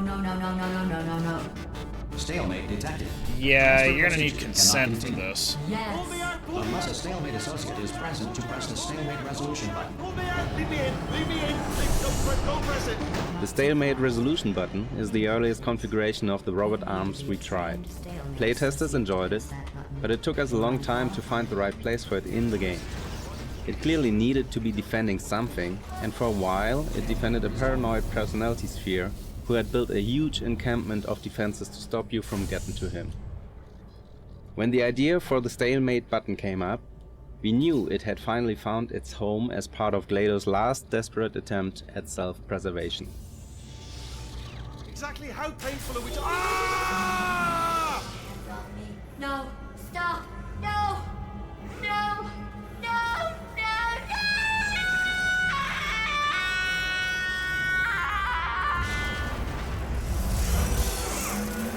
Witnessed a murder. Our initial idea for this version of Wheatley was to replace GLaDOS' eye with Wheatley's, but it wasn't a big enough change to see the difference. Instead, we put Wheatley onto GLaDOS' rig and gave him a puffed out look, like he's trying to make himself look big, using wall tiles. There we go. Live cool. Look how small you are down there. Like, let me tell you, I knew it was going to be cool to be in charge of everything. But, wow, this is cool. The check this out. I'm a bloody genius now. Estás usando este software de traducción de forma incorrecta. Por favor, consulte el manual. I don't even know what I just said, but I can find out. Oh, sorry, But no, the lid. will you, Sorry. though? Yeah. The ability This body's to amazing, search seriously. for something I don't know usually how small you implies are, that you but I'm would huge. search for something. Not brag that you are capable of doing it, but then fail to do so. Or fail to demonstrate it, rather. Actually... Oh no, Wheatley's evil now. Damn it! What? How does this happen? We didn't even see it coming. That's impossible, man. You didn't do anything. She did all the work. Oh, really? That's what the two of you think, is it? Well, I maybe didn't it's say time I shit. did something then. What are you doing? No, no, no. And don't think I'm not onto you too, lady. You know what you are? Selfish. I've done nothing but sacrifice to get us here. And what have you sacrificed? Nothing. Zero. All you've done is boss me around. Well, now who's the boss? Who's the boss? It's me. Ah! See that? That is a potato battery. It's a toy for children. And now she lives in it. Did Wheatley make up his own novelization about Chell, by the way? Chell has not said a single word. So he's just assumed what her personality is like by claiming all she's done is boss him around. No, not listening, not listening. It was your voice. No, you're lying, you're lying. No, shut up. No, that's not correct. No. I am not a moron! Yes, you are. You're a moron they built to make me an idiot. Well, how about now? Now who's a moron? Could a moron punch you into this pit? Ah! Could a moron do that? Yes, in fact, plenty have done that IRL to me. Nothing, don't worry about it. Aperture Science Innovators, welcome. The future is in the past. That's how time works. Oh, we're falling? Hold on.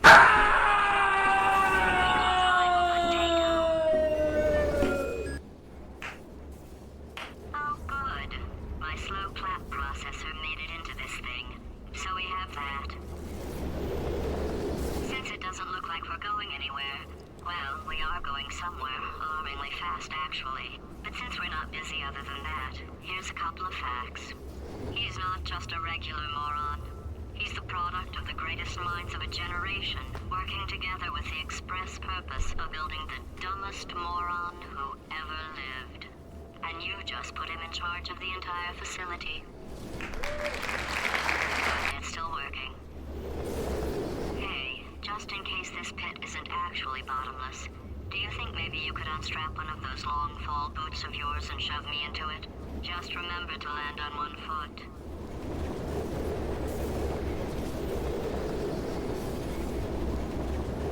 Ah, wood. The one true weakness of the long fall boots, maybe. Wood.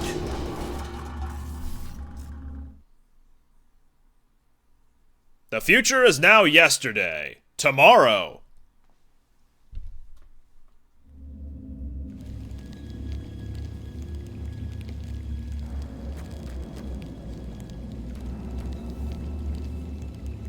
Bird! Bird! Bird. Alright. Quick break time. Let's go ahead and put up the GIF. And take this time to go use the bathroom, get a drink, get a snack, and we'll come back in a few minutes here. Let me find a song of types. How's about Deltarune?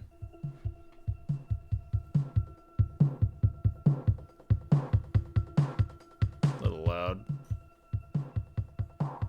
Yeah, we'll rock that. Alright, be right back.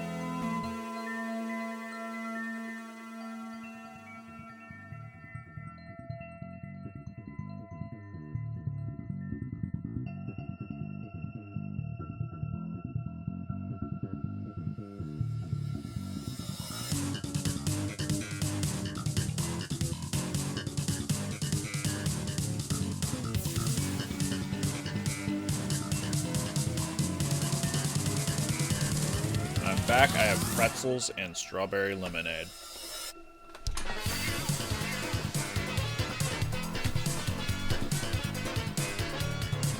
I think we'll get started once the song ends in literally 1 minute.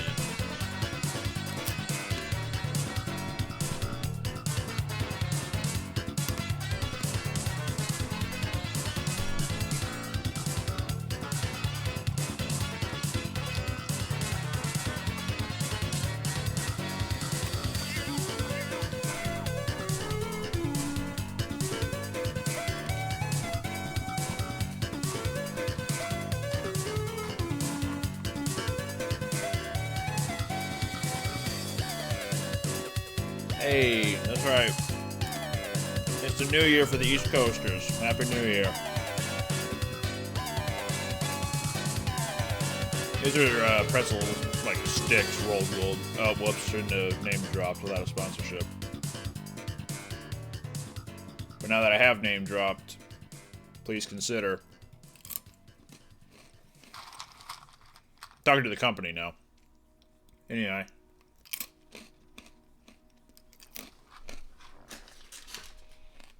Let's get back to the videos game.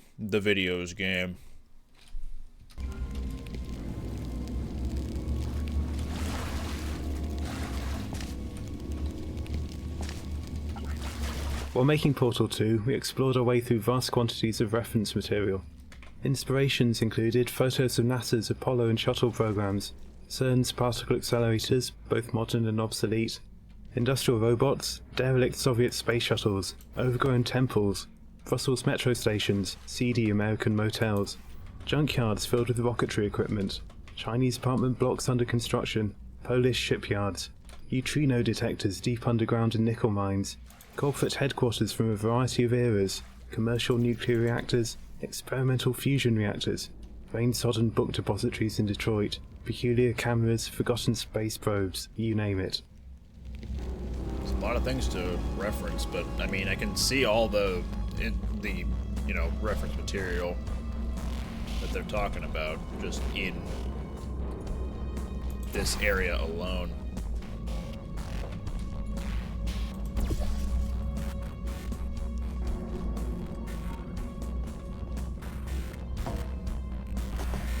Oh, I thought I could leap that. Hold on. Yeah!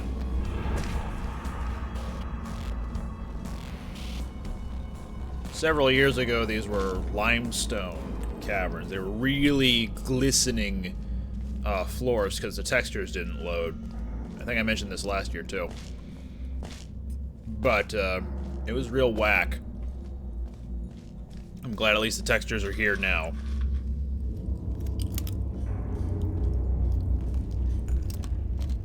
The size of the gigantic transition seal lock was a happy accident. We knew the connection between the old Aperture and the new Aperture had to be a big set piece. The first model built was about 5 times bigger than everyone expected, but people started to like it. We joked that it should be a bullet point on the Portal 2 box.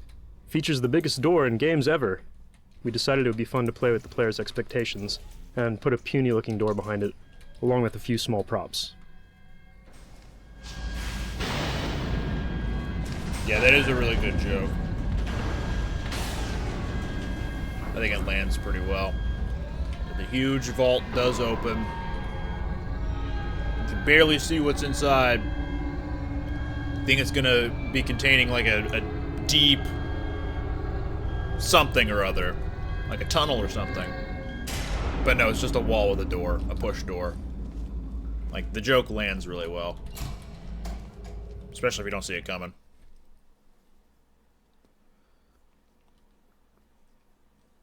Raid! That sure is a raid.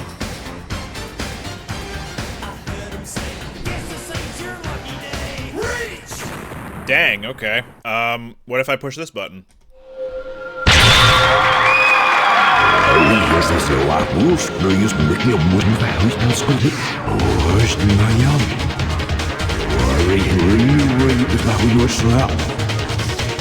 Say the word.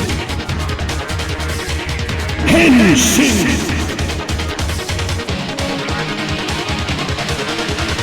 Henshin and go-go, baby!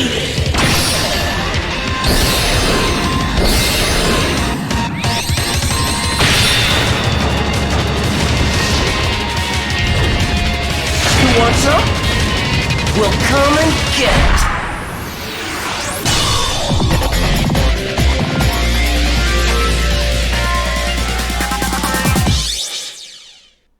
Now to figure out which of these scenes was the one we were just on. That should be the correct one. Yep, sure is. Thanks for the raid. To those who don't know what I'm doing, I'm playing Portal 1 and 2. I already did Portal 1, so now I'm Portal 2.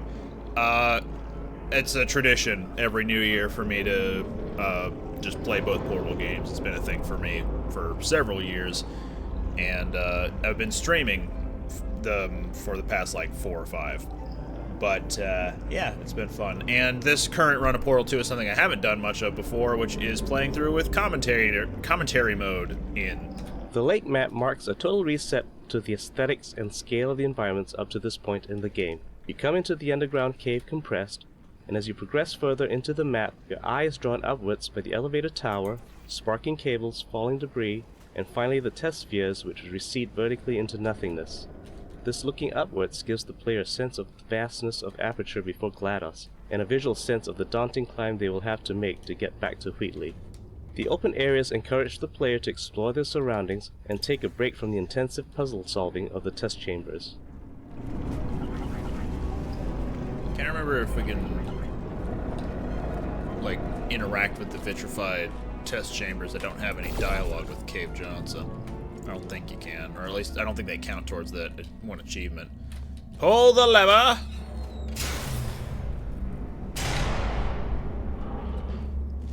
Welcome, gentlemen, to Aperture Science. Is that... Astronauts, war heroes, Olympians, you're here because we want the best. J.K. And Simmons. you are it. So, who is ready to make some science? I am. Now, you already met one another on the limo ride over, so let me introduce myself. I'm Cave Johnson. I own the place. That eager voice you heard is the lovely Carolyn, my assistant. Rest assured, she has transferred your honorary from the charitable organization. Whoa, Cave, This stop chapter talking. gave us a great opportunity for visually telling the backstory of Aperture Science. We accomplish this with signs, props, and materials. In this area, we get a glimpse of what Aperture Science must have been like in its heyday. We used rich, warm colors and materials like carpeting and marble to indicate that Aperture had a lot of money at one time. Cave Johnson and his staff were just starting out in their enterprise, and everyone was eager to do science. This stands in contrast to the stark, cavernous environment outside and the materials you see in Aperture Lab from later decades. As the player makes their way through more recent areas of the lab, the materials become cheaper, with an abundance of plastic and linoleum showing that Aperture had fallen on harder times and could no longer build high-quality offices for its workers. I never really thought about why, like how it looked so different between the generations of Aperture. All I knew was that it looked different. I didn't know how exactly it looked different and why, you know. What I'm gonna do is scuba-da-bop and fall. Whee!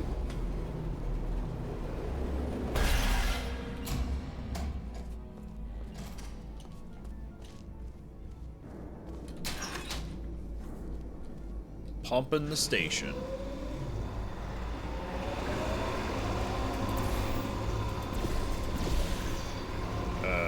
Not high enough. Better. Better.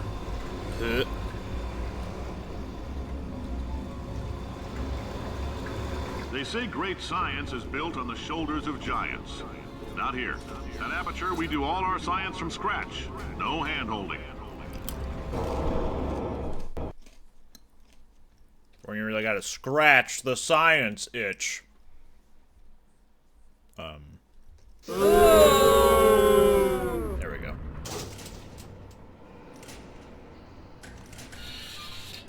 Ah, that's bright. All right, let's get started. This first test involves something the lab boys call repulsion gel. You're not part of the control group, by the way. You get the gel. Last poor son of a gun got blue paint. All joking aside, that did happen. Similar to the way the student game Narbacular Drop became the original Portal, the paint mechanics in Portal 2 come from a student game, Tag: The Power of Paint.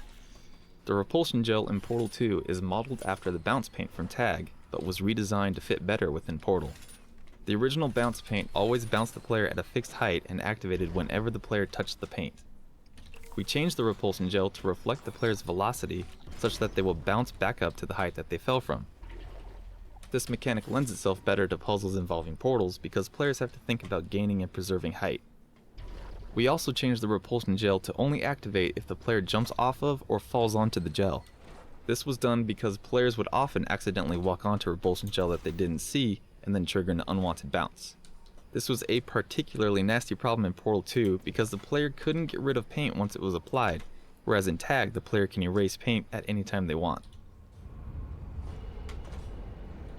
For this next test, we put nanoparticles in the gel. In layman's terms, that's a billion little gizmos that are going to travel into your bloodstream and pump experimental genes and RNA molecules and so forth into your tumors. Now, maybe you don't have any tumors. Well, don't worry. If you sat on a folding chair in the lobby and weren't wearing lead underpants, we took care of that too.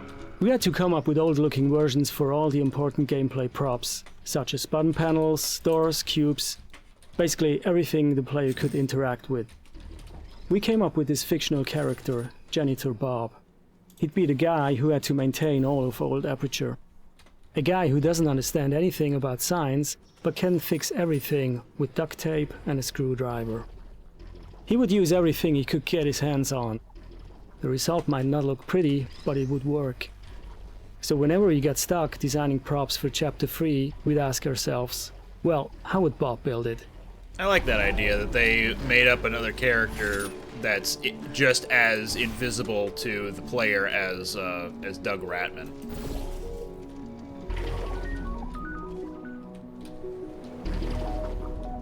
Whoa, barely. Oh, in case you got covered in that repulsion gel, here's some advice the lab boys gave me.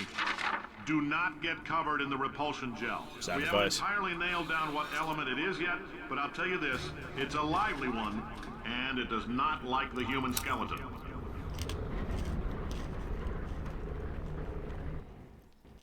I only thought of this because I was watching it on the plane, but what if that element is the one that one of the characters made in Asteroid City? That all these Wes science Anderson spheres movie. are made of asbestos, by the way. I'll get Keeps out more the into that in a rats. second. Let us know if you feel a shortness of breath, a persistent dry cough, or your heart stopping, because that's not part of the test.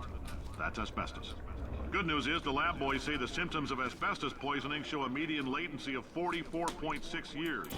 So if you're 30 or older, you're laughing. Worst case scenario, you miss out on a few rounds of canasta. Plus, you forwarded the cause of science by 3 centuries. I punch those numbers into my calculator, it makes a happy... Ha! I like your stuff! While re-implementing the paint mechanics from our student game Tag: The Power of Paint, in the context of Portal 2, the biggest change we made was to exclude the paint gun. In Tag, our paint gun allowed the player to paint the environment freely in an abstract outdoor environment, but in our gameplay experiments, that was very difficult to constrain without contrivance in Portal 2's indoor spaces. It also changed the game's pacing significantly, since being able to run at high speed around a level covering everything in paint is a lot more fast-paced, energetic, and often scattershot than Portal's more cerebral gameplay. Perhaps most importantly, there is a certain elegance in the simplicity of manipulating all the game elements, using only the portal gun. Adding a new gun would inherently add complexity, and force us to start from square one training the player how to use this new tool instead of focusing on the game's namesake. Instead, we decided to use the established mechanism of the delivery tubes, and have players redirect the flow of the paint with their portal guns. This felt like a good compromise.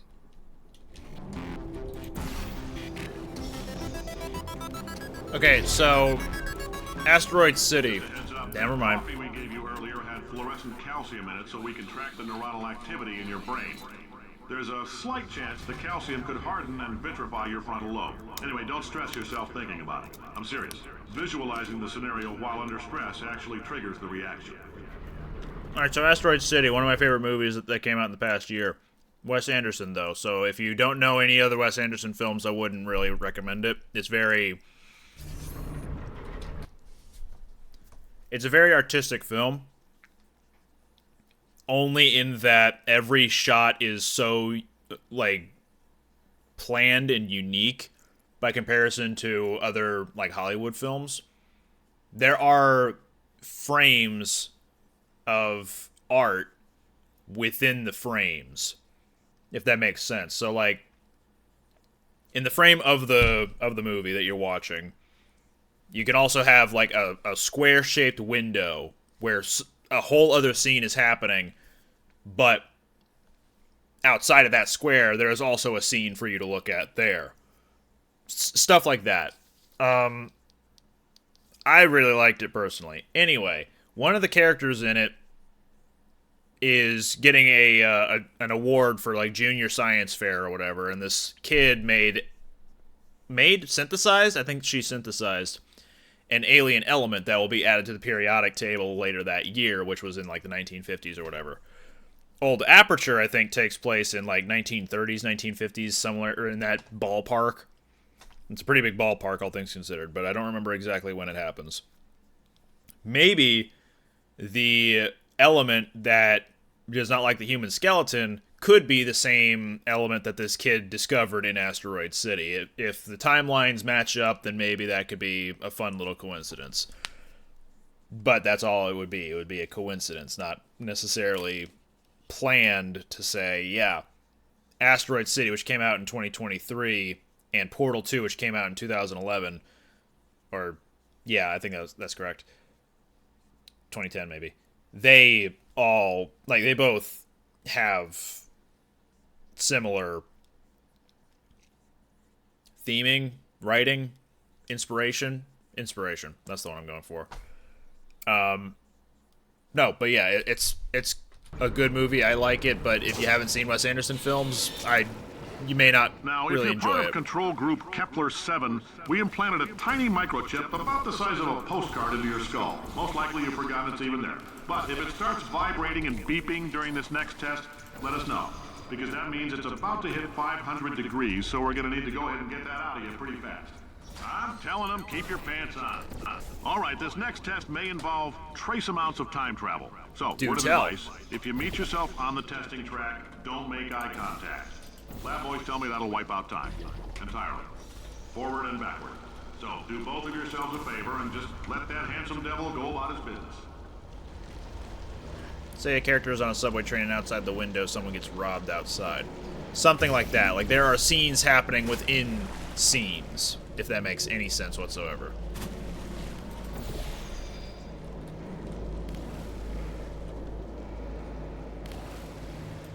That's where I need to go. Boing.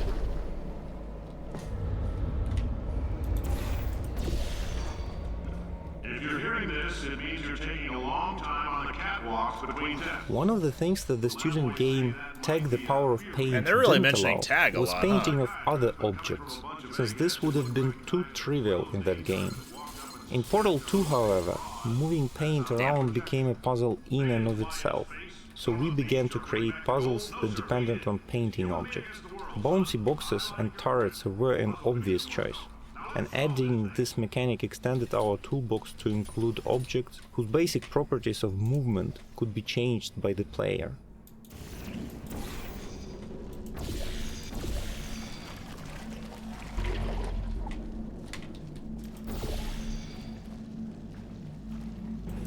There we go.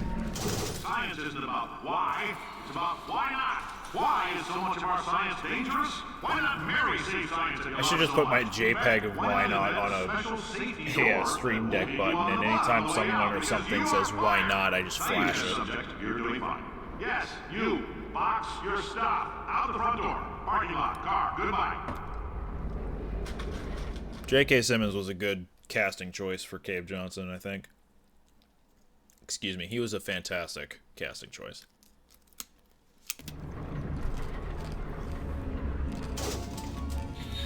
Congratulations! The simple fact that you're standing here listening to me means you've made a glorious contribution to science. The newer and older versions of Aperture show their distinct personalities in sound as well as visuals. The doors, floors, and buttons, as well as soundscapes, reflect the aging, outdated 70s feel. The sounds contain hints of the decaying metal and wood. The newer but unstable Wheatley chamber soundscapes become more foreboding and perilous the further you venture into them. The atmosphere of uncontrolled destruction continues to intensify till the end.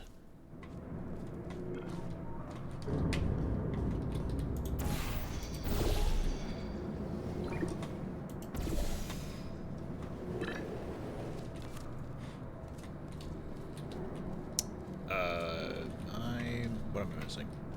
Ah, that's what I'm missing. What else has he done? Oh, he's J. Jonah Jameson in the live-action Spider-Man. The J. Jonah Jameson, the meme one. He was Tenzin in Avatar. Korra, specifically. I'm Cave Johnson, CEO of Aperture Science. What's another big one I know him for? He was in Whiplash. He was the main antagonist, quote-unquote, of that one. And you've most likely used one of the many products we invented, but that other people somehow managed to steal from us. Black Mesa can eat my bankrupt... Sir, the testing? Right. Now you might be asking yourself... By the way, this is a Half-Life reference. Borealis, one of the missing ships in the lore of Half-Life 2, I think it is. You can talk to these vitrified test chambers, too, to get more cave dialogue. You can also feel free to relax for up to 20 minutes in the waiting room, which is a damn sight more comfortable than the park Palm beds Springs. that most of you were sleeping on when we found you. So, welcome to Aperture. You're here because we want the best, and you're it. Nope. Couldn't keep a straight face. Anyway, don't smudge up the glass down there. In fact, why don't you just go ahead and not touch anything unless it's test-related? Oh, hi. Hey, you're good at murder. Could you... Ow! Oh, thanks. The character of Potatoes was actually the hardest one to crack for us, and was the last character to get recorded. We'd always wanted to switch things up for the sequel, so that GLaDOS would become your unwilling buddy cop partner against a new threat. But this ended up being far more entertaining as a concept than an execution. It's one thing to have an omnipotent villain chastising you while you're testing, it's quite another to have a little potato on your gun doing the same. Playtesters wanted to tear her off the gun, and we didn't blame them.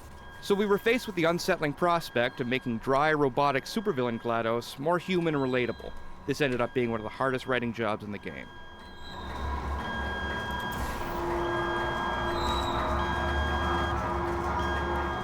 Apparently this was back in the 1970s. How long have I been out? So, yeah, even back in the 70s, $60 was a lot of dough. Before we get a chance to burn up in the atomic fireball that little idiot is going. And yes, this is the J. Jonah Jameson that is also Omni-Man. That is J.K. Simmons.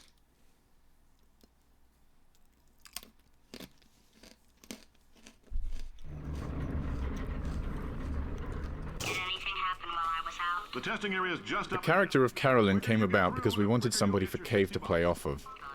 Though we had originally envisioned a put-upon scientist character called Greg, it would have been wasteful to hire an actor for just 1 or 2 lines.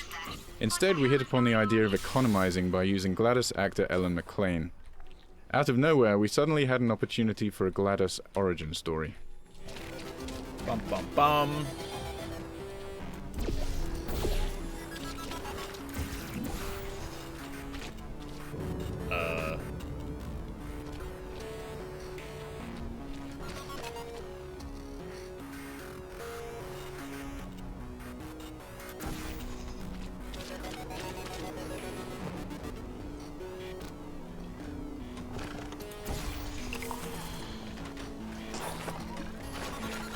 Zoom.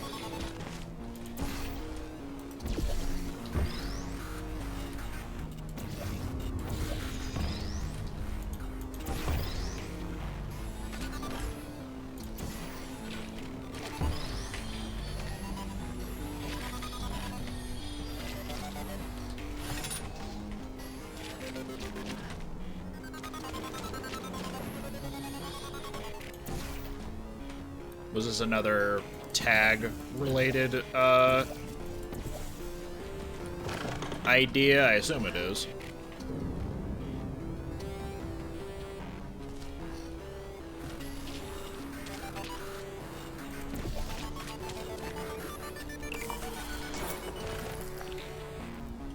Okay, I guess emotional outbursts require more than 1.6 volts. Now we know that. We just need to relax. We're still going to find out what the hell's going on here. But calmly, those people in the portrait, they look so familiar. I think there's also, like, barely visible off in the corner here. There's, like, a young lady just kind of off over here. Yeah, right there. I don't know if you can see it. But it's theorized that this is Chell. And this is Carolyn and Cave Johnson. Like, that's confirmed. These two are Carolyn and Cave Johnson, but there's evidence to suggest that those two are Chell's parents, but whether or not the person hiding in the shadows here is Chell, that's up for debate.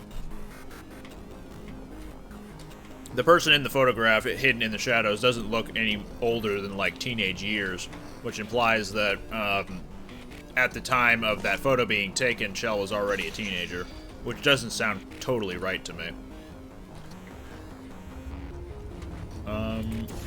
I need propulsion. $60 in 1970 is $472 today. Damn. That's something, that's for sure.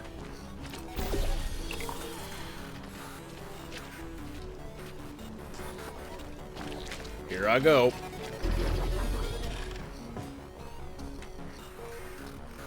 Here I go again on my own.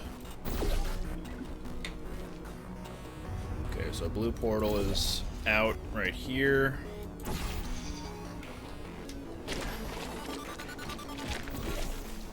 And go.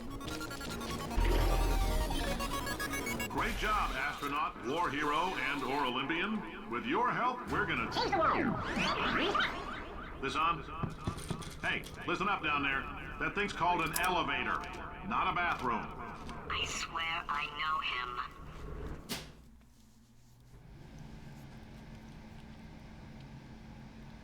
Yeah, in universe, it is weird that they would paint someone in the shadows like that. Unless it was incredibly deliberate. $60, flag down a test associate and let them know. You could walk out of here with 120 weighing down. Propulsion gel carried over. I love exactly the same as the way it's phrased. The student game. I had to go for a little bit. What's with the potato? Except that it is slightly more than twice as fast. Something about that Propulsion just tickles gel me. combined it well with the existing mechanics. Yeah, that's potatoes. Such as Don't worry about it. And it also went well with the repulsion gel for long jumps. We had to tweak the player's control on propulsion gel to feel right in the Portal universe, and also added a slight funneling effect to help guide the player when they're speeding into a portal.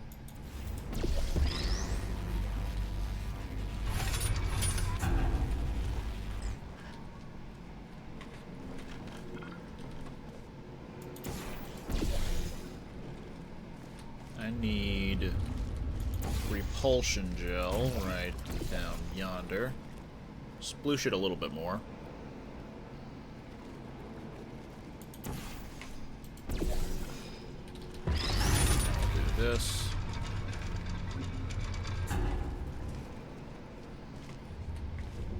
And now I just need to, well, first propulse this.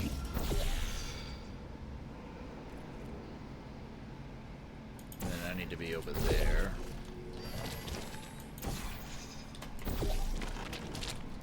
Here I go. In case you're interested, there's still some positions available for that bonus opportunity I mentioned earlier. Again, all you gotta do is let us disassemble you. We're not banging rocks together here. We know how to put a man back together. So, that's a complete reassembly. New vitals, spit shine on the old ones, plus we're scooping out tumors. Frankly, you ought to be paying us.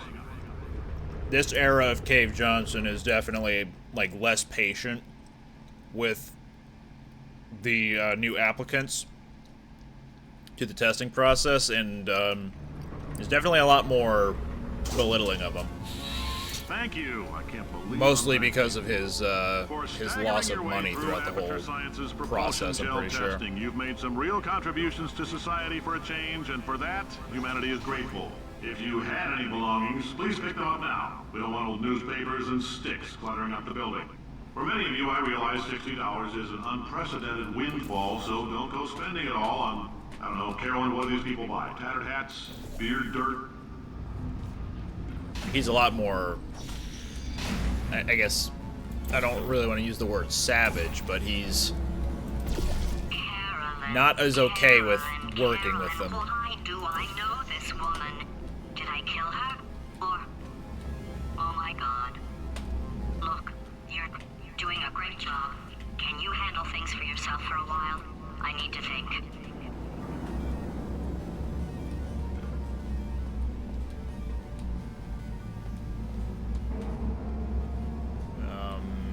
Oh, I just need to be down there. Duh.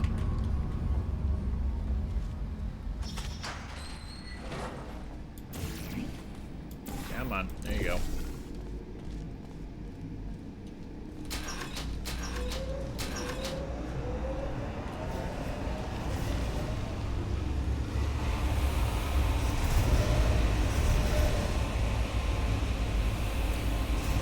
Ladies and gentlemen, come.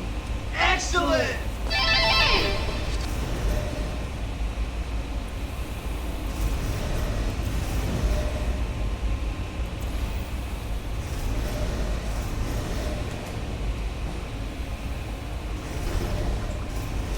Whoop, I held back on that one. Yeah. Nope. That ain't happening. Okay.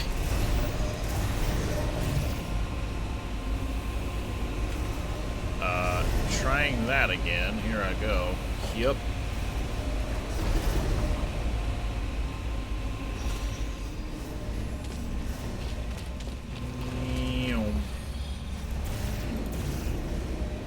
Come on. There we go. And bird. It's evil. It flew off. Good for him. All right, back to thinking.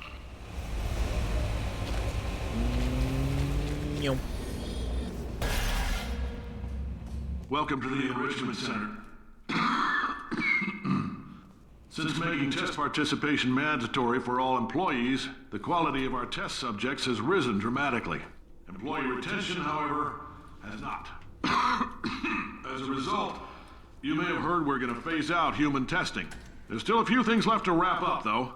The bean counters told me we literally could not afford to buy $7 worth of moon rocks, much less 70 million. Bought them anyway. Ground them up, mixed them into a gel. And guess what? Ground up moon rocks are pure poison. I am deathly ill. Still, it turns out they're a great portal conductor. So now, we're going to see if jumping in and out of these new portals can somehow leach the lunar poison out of a man's bloodstream. When life gives you lemons, make lemonade. Let's all stay positive and do some science. That said, I would really appreciate it if you could test as fast as possible. Carolyn, please. Portal Paint was the last paint we added to the game, and for a long time we weren't sure of the best way to use it. We experimented with the delivery method and found that it was most effective when it was deployed in large quantities. Another important factor was the angle of application. Dropping the paint at an angle allowed the player to play more freely with the paint, which gave them the liberating feeling of breaking the rules by being able to place portals where they couldn't before. Where's that other one? There you are.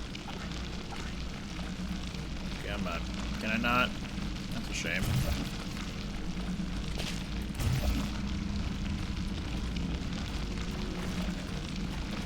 The first implementation of the blob was integrated in the source engine back in 2007.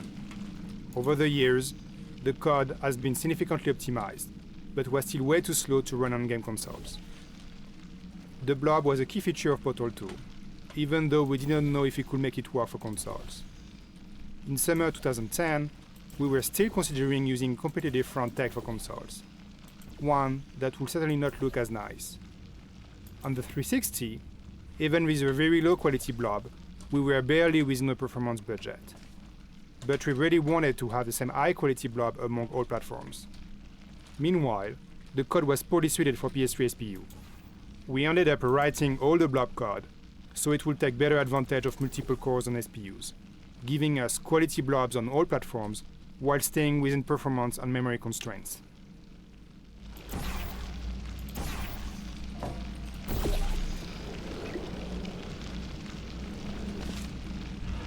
I've been thinking. When life gives you lemons, don't make lemonade. Make life take the lemons back. Get mad! I don't want your damn lemons! What am I supposed to do with these? Demand to see life's manager.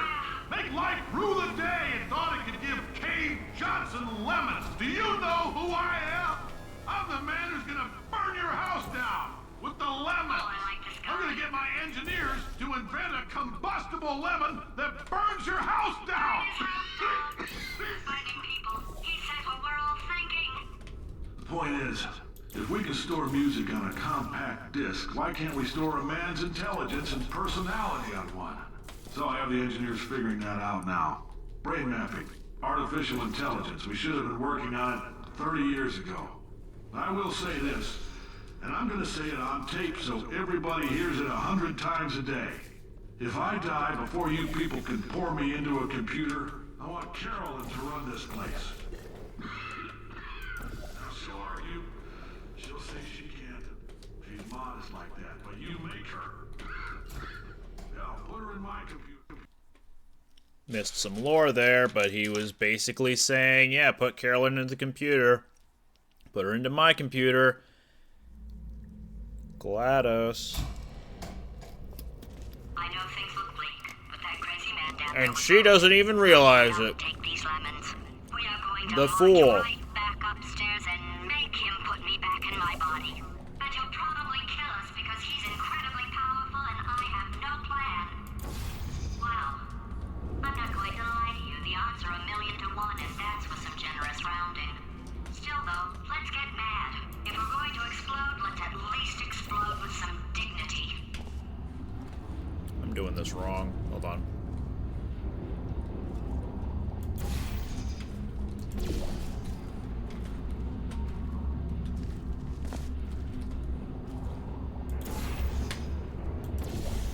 Okay, this is a little bit better.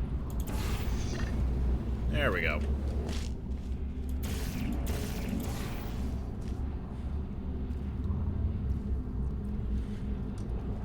Okay, and back down. Whoa. Boingy, boingy, boingy.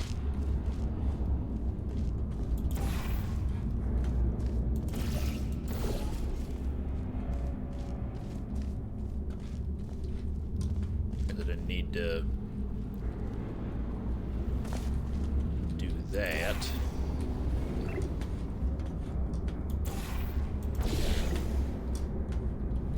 Whoa, don't gravitate me there right now.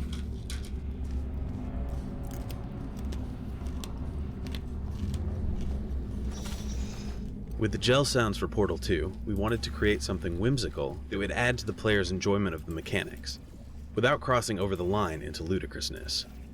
For example, our initial pass at the blue gel bounce sound included a rubber playground ball, a pitch-bent harp string, and a processed mouth harp. The resulting sound captured the idea of fun, but was off the charts on the goofy scale. After several iterations, we settled on the current, less over-the-top sound, which features a piece of metal bar bouncing like a diving board, and a heavy dose of synthesis. It's not as wacky, but hopefully, it's still fun. I think it is.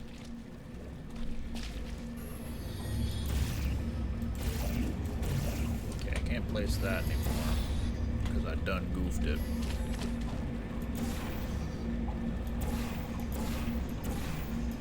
I really want that to be centered. It's not happening. Okay.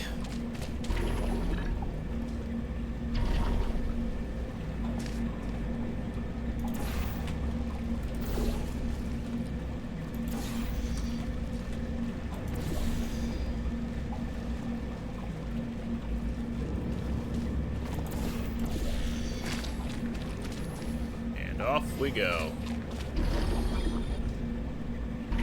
And we clip through the pipes. Yep. Nope, not that one. Haha.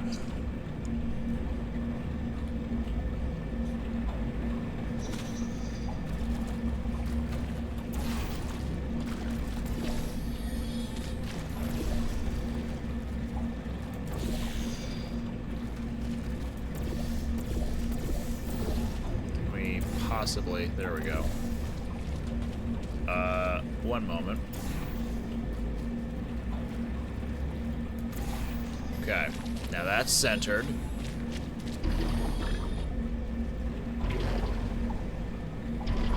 There we go, much better.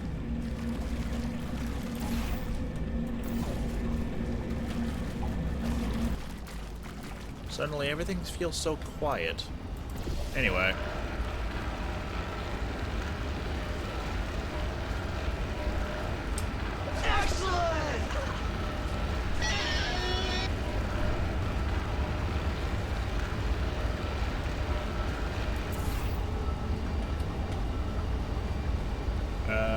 Let's get up there. Oh god, okay.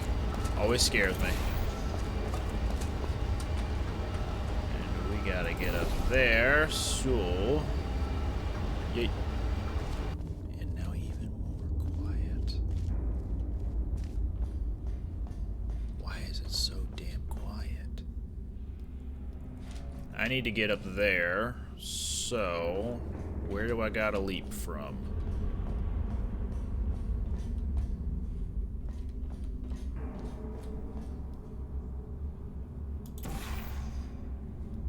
Here's as good a place as any.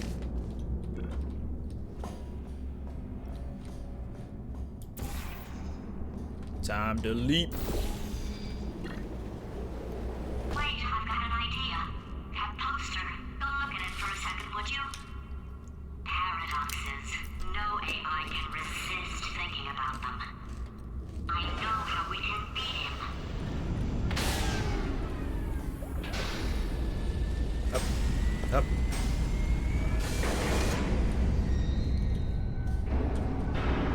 If you look carefully, there's going to be a small door on the inside of this vault.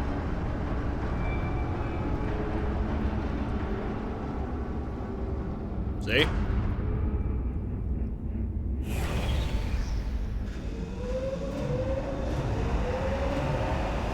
can come down now.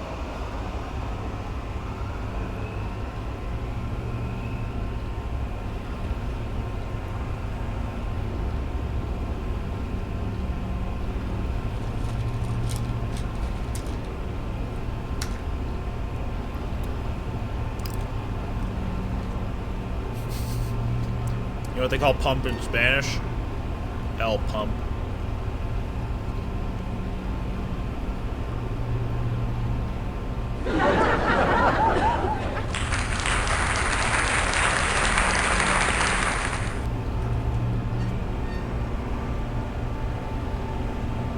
I'm glad that was the random audio sound or sound bite that chose to play when I pushed the button. As long as I don't listen to what I'm saying, I should be okay.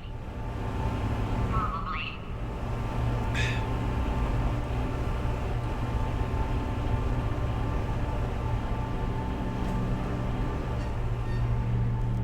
Look at these supports.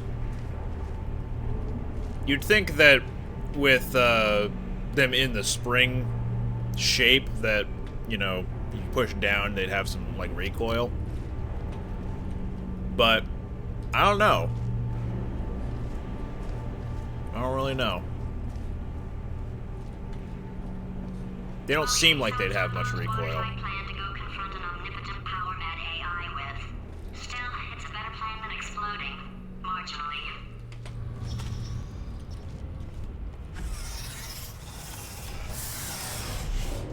Alright, we're into the final act of the game. Where it's Wheatley Laboratories.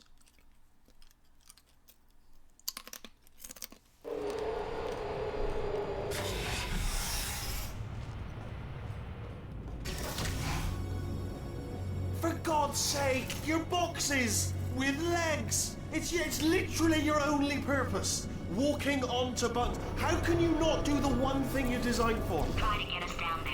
I'll hit him with a paradox. Warmer, warmer, boiling hot, okay, colder, ice cold. You're Arctic now. You're Look at very him go. cold. Look at him Very, go. Very, very cold. Look, just get on the button. Oh, that's funny, is it? Oh, it's funny because we've been in this for 12 hours and you haven't solved it either. So I don't know why you're laughing. You've got 1 hour. Solve it. The Franken-turrets were an attempt to show one of the ways Wheatley has been spending his time since he threw the player down into the underground. Using his limited brain, it didn't seem like he could have come up with a lot, so the idea of using objects he'd have access to seemed appropriate. The turret and the cube are the two most iconic Portal objects, and the Franken-turret is little more than a crude combination of those two objects. The hermit crab animation when you pick the cubes up began as a necessity, because we really needed to make them act like cubes when you held them. It ended up being so cute that it became a simple job of making the turret widen its eye and shake its little head to convey to the player that these things were disrupted and had no idea who or what they were anymore, and also to make the player feel sympathetic towards their plight. We used a combination of in-game physics pushes and canned Maya animation to allow the player freedom to move them wherever they wanted, line up races between them, or even set them up so they would walk, inevitably, to their doom, into a fizzler. You have no idea what it's like in this body. I have to test all the time, or I get this itch. You know, it must be hardwired into the system or something.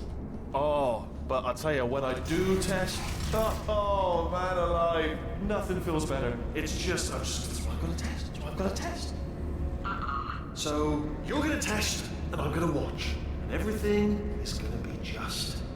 Warning, core overheating. Nuclear meltdown imminent. Wheatley's first test was really fun to make because we wanted it to feel like he was a first-time level designer. We see a lot of maps where people try using different textures or lights to write words or put their names on the walls. I love that. Yes. We saw people making Mario Maker levels that were incredibly basic and easy, and we wanted to put a Mario Maker level like that into our professionally made game. Since making tests is so difficult, why don't you just keep solving this test? Say what? And I can just watch you solve it. Yeah, that sounds much easier. Here we go. Now, do it again. It is now getting close to midnight, so Barks is doing her Come on, you've already solved it. real quick. And nothing. Alright, can't blame you for trying. Okay, new tests. Gotta be some tests around here somewhere. Oh, here we go. Alright, so my paradox idea didn't work. And it almost killed me. Luckily, by the looks of things, he knows as much about test building as he does about logical contradictions. Aperture Laboratories? Nah. Wheatley Laboratories.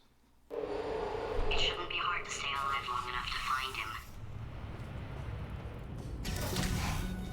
Stay It's all alive. right. Everything's good. I just invented some more tests. This is one of my tests. Not entirely. Not entirely. Look at the word test there on the wall. That's brand new.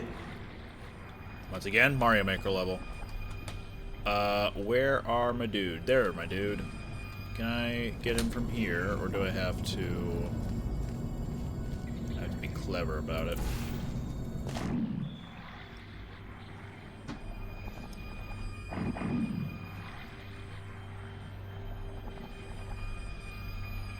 It is now Happy New Year, indeed. 12 o'clock a.m.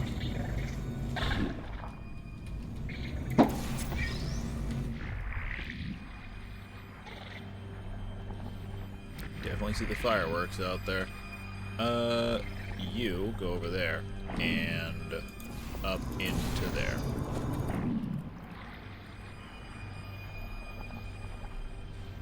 Oh, wow. Well done. Seriously, both of you. Why don't you two go on ahead, yeah? I'll catch up with you. Okay, so the bad news is the tests are my tests now, so they can kill us. The good news is, well, none so far, to be honest. I'll get back to you on that. Happy refurbished year, indeed.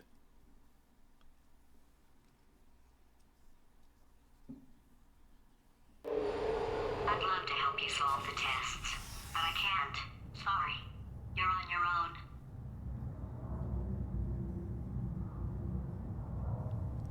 I'm just seeing Barks doing her New Year's resolution tradition. She writes what her resolution is on a bag, or in a bag, and then burns the bag. Yeah. And I'm just One of the seeing big plot holes that Potatoes introduced fire on was the she's your buddy balcony.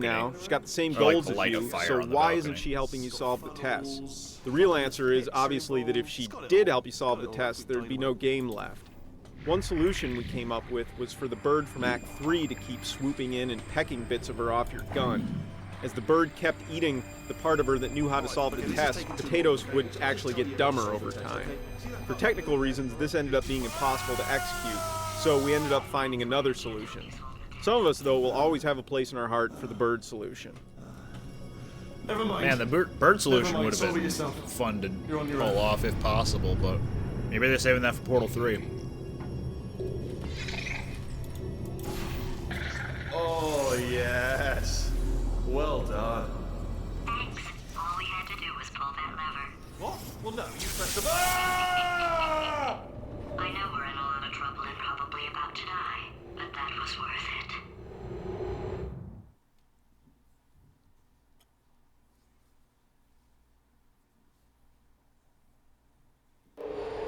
I thought of some good news. He's going to run out of test chambers eventually. I never stockpiled them.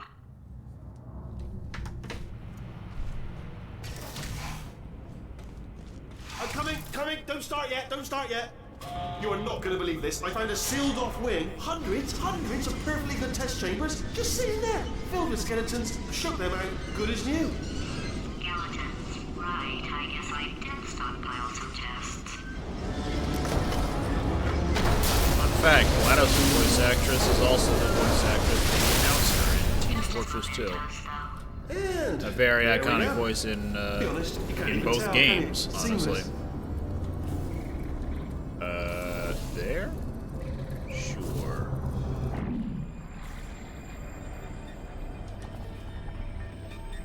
She's able to via the turrets, correct. She does, in fact, do that. And she's a trained opera singer, so... she does the singing for Still Alive, Wish You Were Gone, and even the Aperture is singing at the end of the game, of this game rather. That's all her singing, even though it is a filter put on her voice. Is that good enough? Alright, good.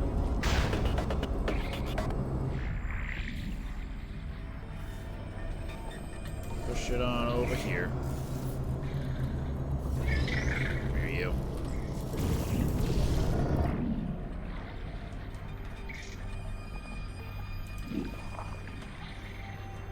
Oh, here we go. Here it comes. Ah. Oh. Oh no, it's happening sooner than I expected. I'm sure we'll be fine. Happy New Year.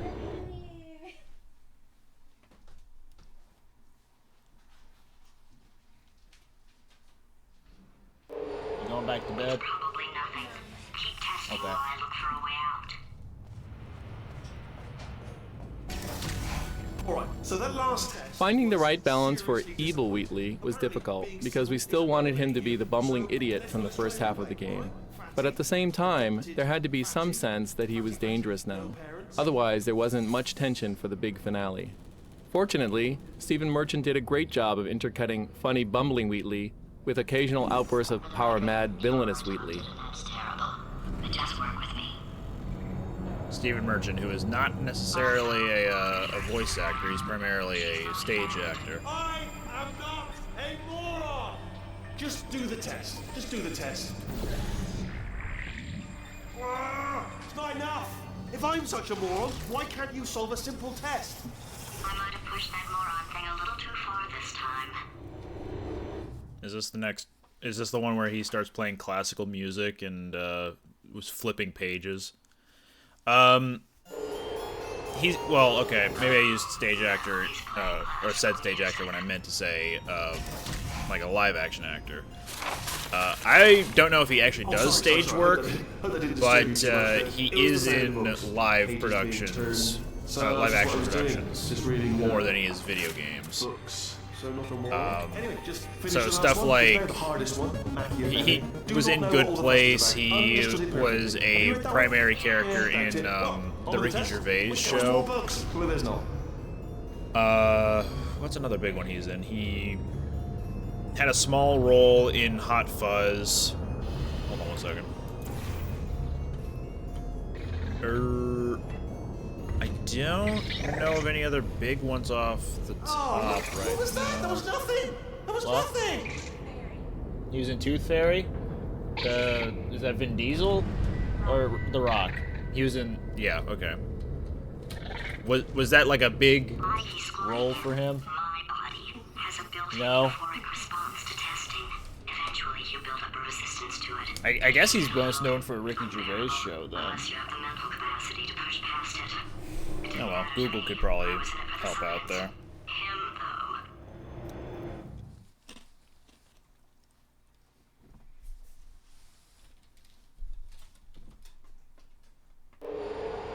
In Hot Fuzz, he was Peter Ian Staker, P.I. Staker, Piss Taker. Come on! Don't mind me, just moving the old test chamber a little bit closer. In each of Wheatley's test chambers, there is always a monitor with Wheatley on it. While placing the monitor in this level, one of our designers thought it would be funny if the monitor was the target of the faith plate and would get broken if the player or the box flew into it. We thought the gag worked well and decided to make every monitor breakable. So it's kind of a puzzle to try to get the monitor to break in every test chamber that you're in Wheatley's laboratory. And there's an achievement tied to that. So, yeah. Right, I need to do this first. Is that too high? Yeah, just barely. There? There we go. But yeah, there is an achievement tied to breaking all of Wheatley's little things, but I have yet to do it myself. I guess I just haven't had the time or patience, well, mostly patience, to give it a shot.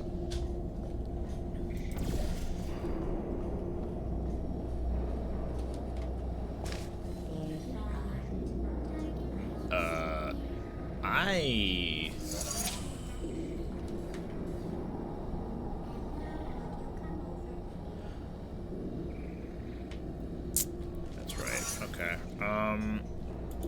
I had this backwards.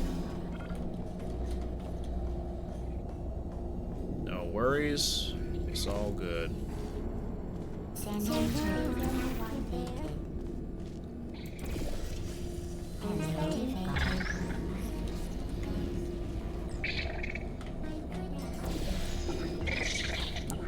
Excuse you.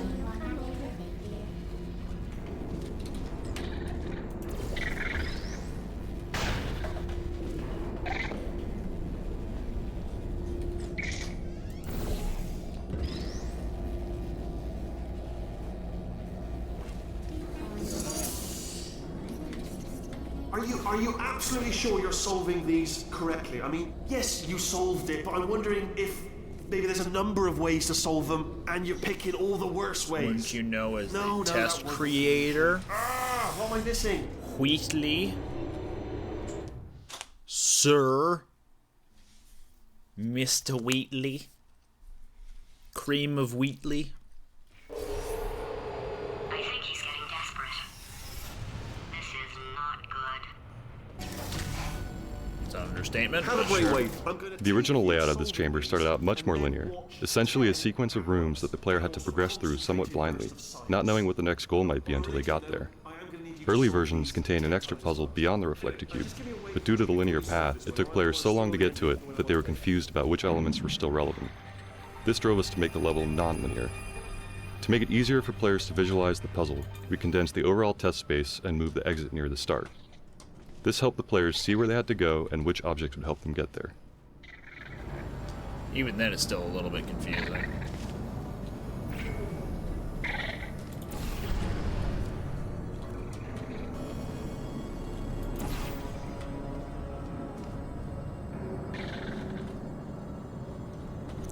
I need to jump through here.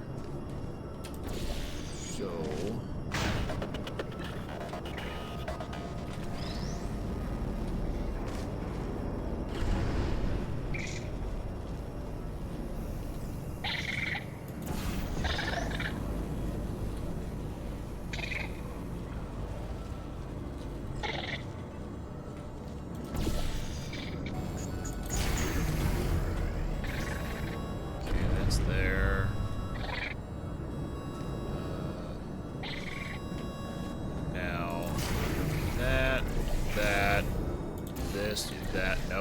that. There we go.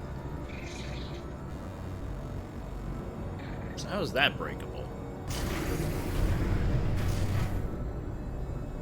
Do I just have to... Oh, you just solved it, didn't you? I told Damn. you to tell me before. Why are you making this so hard for me? Remember when I told you that he was specifically designed to make bad decisions? Because I think he's decided not to maintain any of the crucial functions required to keep this facility from exploding.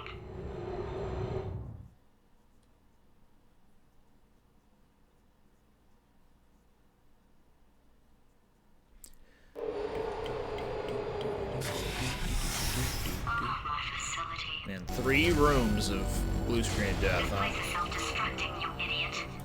Was self-destructing, already fixed. Programmed in one last tremor for all time's sake. 2, like 1 or 2 more tremors in there, just for fun. Warning. Core overheating. I let him keep his job. I'm not a monster. Ignore what he's saying, though. Just keep on testing. I've got a leak over there. Here I go. Huh. Whoa. Alright. Cutting it a smidge close.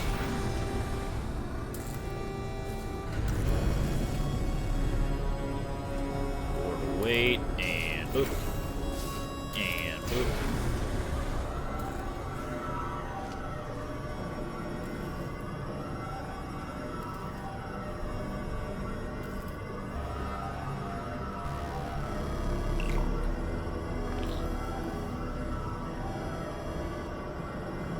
That's still rolling, huh? Whoops, I was not thinking. Okay. It's all good.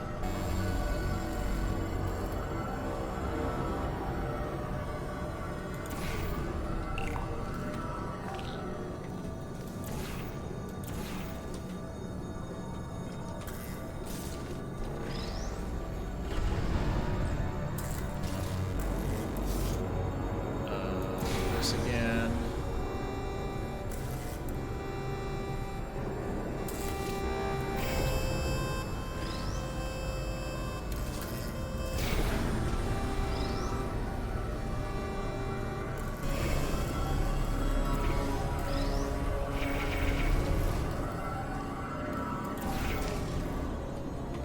Alright, still nothing. Let's keep moving. Sorry about the lift. It's out of service. We found that playtesters were getting fatigued at solving so many complex test chambers in a row. So, instead of a routine elevator ride to the next puzzle, we added a long funnel ride with some destruction to give players a short break while reminding them of the facility's state of disrepair. Are you alright back there? Here, I'll turn the beam on. No! Wait. Oh, no, that's not helpful. At least he's realizing that it. would help. After seeing what he's done to my facility, after we take over again, is it alright if I kill him? What good would it do, really? Why not just exile him to, I don't know, space? Maybe? Just a thought. Ah, you're alive! Great! Yeah, you're getting alive! Test ready for you, obviously. Who else would I be doing it for? No one. So, let's see here. Exit. There is no exit. Not a problem. I'll make an exit for your test. Keep an eye out for Peabody, the player 2 of co-op Portal 2. Good. Perfect. On you go. I'll be honest, after you told me to turn that beam off, I thought I lost it. Went poking around for other test subjects. No luck there. Everyone's still dead. Oh, I did find something though. Reminds me, I've got a big surprise for you two. Seriously, look forward to it. Get hype! FR. I'ma do something to the effect of this. Just there. Get ready for the splooge. Here we go. Splooge! Yeah. That's how we do. Hold up. Get that little spot there. There we go. Much better. And now, successively, I think... need cube.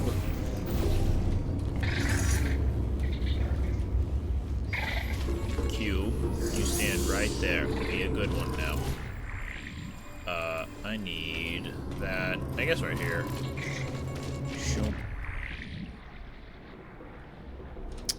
No, I didn't need that there. I have made something akin to a mistake. But it's all good in the hood.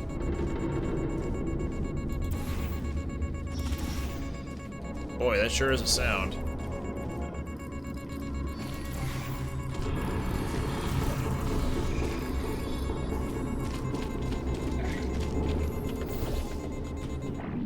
Okay, finally that You two are going to stopped. love this big surprise. In fact, you might say you're going to love it. Oh, that's back. To death. You'll love it until it kills you to your death. All right. I don't know whether you're picking up on what I'm saying there, but Thanks, we get it. Beep beep beep beep beep beep beep beep beep beep beep. That's the first time I've heard that glitch, I think, ever. Where it just keeps repeating some of the random notes from the propulsion drill. Trying to be subtle anymore. Or maybe he still is, in which case, wow, that's kind of sad. sorry, my fault. Franken-turret. Bunch of fingers. Franken-turret. Either way, I get the impression he's about to kill us. Carry on. Only 3 more chambers to you. While testing this map, we often saw playtesters fixate on the excursion funnel and try to use it to get to the other side, forgetting that they had a portal gun. To remedy this, we added the destruction event that happens just before this chamber. This requires the player to portal through the floor and out of a wall to cross a gap. Once the player enters the test chamber, they're presented with this exact same scenario, but in a different context.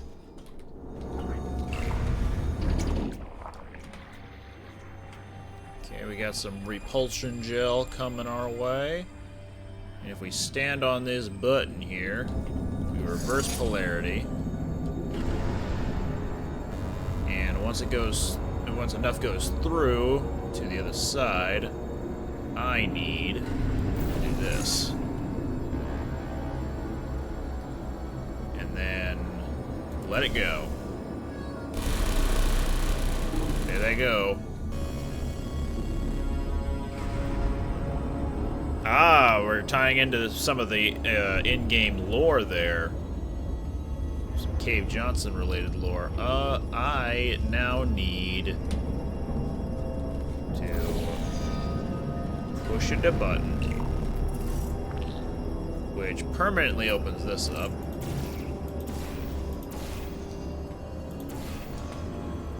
And I just need some height. Boom.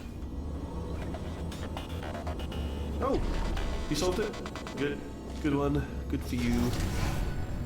So, he's inexplicably happy all of a sudden, even though he should be going out of his mind with test withdrawal. And he's got a surprise for us. What did he find back there? Man, when you're a potato with only a few kilobytes of RAM or whatever, you tend to forget what tests you've made. I'll bet you're both dying to know what your big surprise is. Well, only 2 more chambers. We're running out of time. I think I can break us out of here in the next chamber. Having built up the expectation that Wheatley is going to kill the player, we still wanted the actual moment to be a surprise. By this point, players are entirely comfortable with faith plates, and the simple subversion of expectations as Wheatley punts you sideways is a fun and surprising moment. We added the bouncing box with the intention that players attempt to time their jump to catch the box, focusing their attention on the expected result of their jump and heightening the surprise. It works. It's something I came up with to phase out human testing just before you escaped. It wasn't anything personal, just, you did kill me. Fair's fair. Well, this is the part where he kills us. Hello. This is the part where I kill you. This is the part where he kills me. Had a bit of a brainwave. There I was, smashing some steel plates together, and I thought to myself, yes! No, don't do that. Stand right here. Stand. Where'd you go? Come back. No, seriously, He missed. come back, please. Come back, please. The absolute fool. Okay, look, I've decided I'm not going to kill you, okay, if you come back. Oh, just thinking back to the old times, the old days when we were friends, good old friends, not enemies. And I would say something like, come back. And you'd be like, yeah, no problem. And you'd come back. What happened to those days? Are you trying to manipulate me right now? Can't help but notice. Guilt tripping me? No? Not quite. We had a bunch of levels that used crusher panels in ways that made the test chambers more dangerous. After showing some of these levels in press demos, we got feedback that viewers were getting the impression that Portal 2 was going to be too difficult, since players would have to time events such as running or falling through a portal while avoiding getting hit by a deadly crusher. We ultimately decided to save these crushers for the escape when Wheatley tries to hold you off. Gaslight, that's the term. Thank you. Either it's because it's past midnight, or because I'm just stupid. Probably both. But, yeah, some of these terms I'm not great at coming up with on the spot. I can make it! Okay, I couldn't make it. That was a lie. Just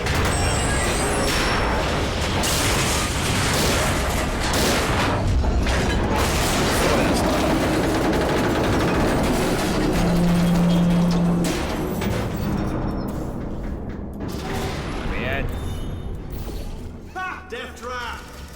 Oh no, not the functioning turrets. There's the guy. That's the one I want. He's totally sideways. Probably. If I had to guess. Ha! Was that your bullet? Little bullet flying out of the room? It went. Oh, those were the crap turrets, weren't they? Yeah. Oh, no matter, because I'm still holding all the cards. And guess what? They're all full houses. How'd you do that? All full houses? That's crazy. Anyway, new turrets, not defecting. Ace of fours. Master. Oh, I see. Clever. Very clever. And foolish. Spinny blade wall. Machiavellian. No. Well, good. Finally, a nemesis worthy of my... In this excursion funnel ride, playtesters would often end up shooting the wrong portal at the critical moment and killing themselves. This ruined the moment for players who often didn't quite understand why their excursion funnel hadn't been redirected. As a solution, we now detect when the player places the wrong portal in hopes of saving themselves. We help them out by moving their other portal under the excursion funnel source. This effectively makes this section foolproof by allowing the player to shoot either portal to save themselves. Oh, I didn't know that. I didn't know that. That's great.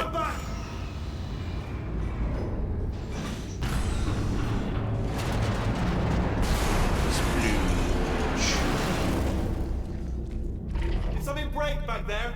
Nah. Oh, did it kill you? That would be amazing if it killed you. Hello? Oh, yes, alright, no, just had a brainwave. I'll be back. If you're still alive, I'm gonna be back. Don't die until I get back.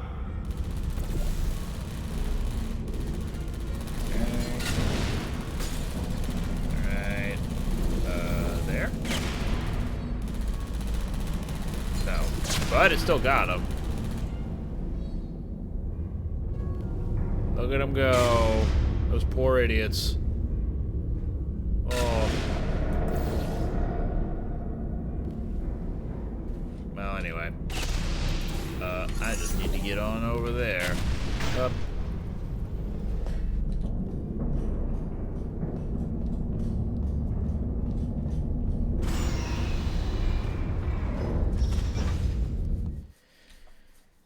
And I think we are only a few rooms until the end? No. No, there's still a fair bit more. Never mind. When playtesting the final boss battle, we found players were confused about what to do when they entered Wheatley's lair. Our solution was to train the player by having them break glass paint pipes in the previous level. This lets them learn the mechanic without any time pressure before they have to fight Wheatley. This also trains the player to redirect the bombs Wheatley throws at them.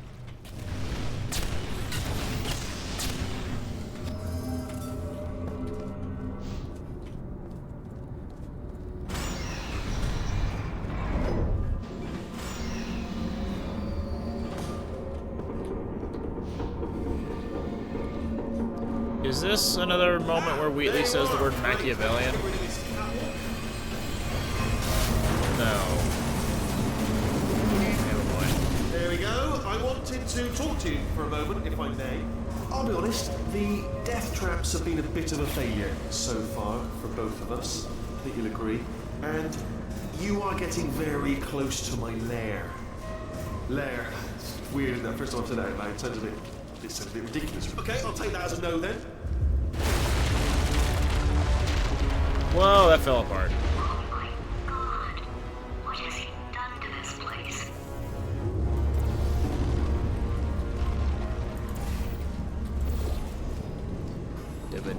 Yep. Uh-oh. What's that bomb doing there? No, seriously, what's that bomb doing there? You know, I'm not stupid. I realize you don't want to put me back in charge. You think I'll betray you, and on any other day you'd be right. The scientists were always hanging cores on me to regulate my behavior. I've heard voices all my life, but now I hear the voice of a conscience, and it's terrifying.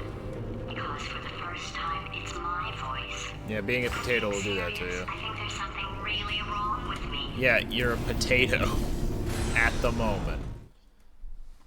Don't worry about it. You're about to be a power-hungry AI in a couple stages. You'll be fine. You'll be okie dokie. Thought something was off about that. Okay, I'm here now. Aha!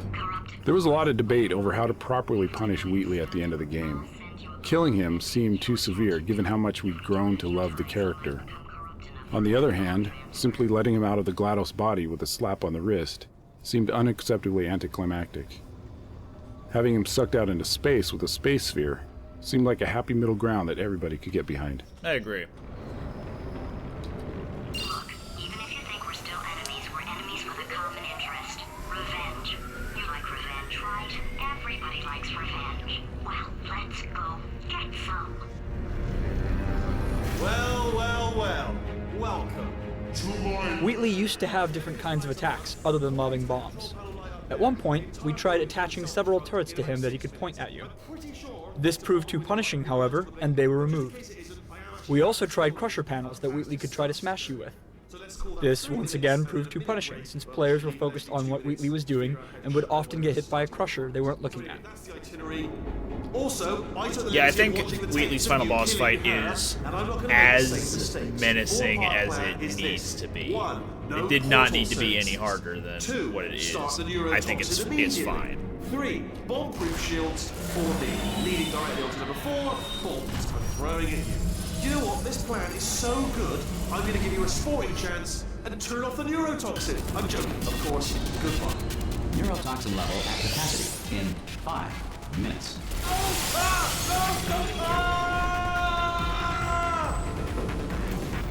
Sperm jokes. Sounded real? No. That was actually an impression of you. Actually, because you just fell into my trap. My brilliant trap. Just said, I wanted you to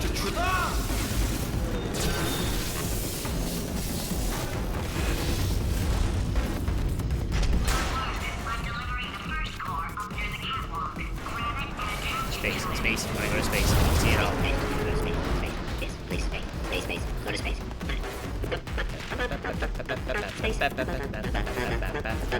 Oh, really cool.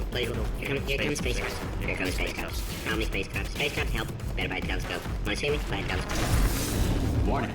Core corruption at 50%. Bed system compromised. Neurotoxin offline. Reactor explosion in 4 minutes. What happened? What happened? What have you palmed to me? What is that? Hold on. The bloody bombs are stuck on. Doesn't matter. I've reconfigured the shield. Oh, it's a core you palmed me. Who told you to do that? Was it her? It's just making me stronger, love. It's a fool's errand. Remember when I first told you how to find that?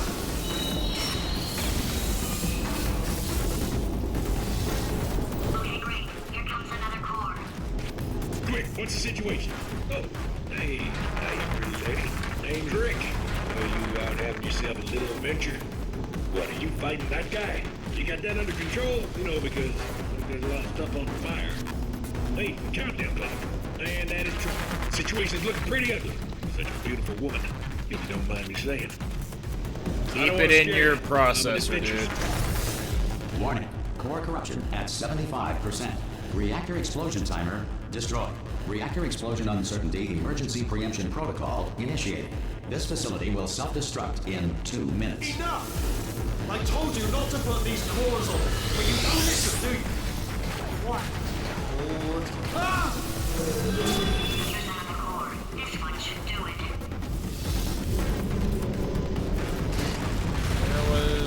There was.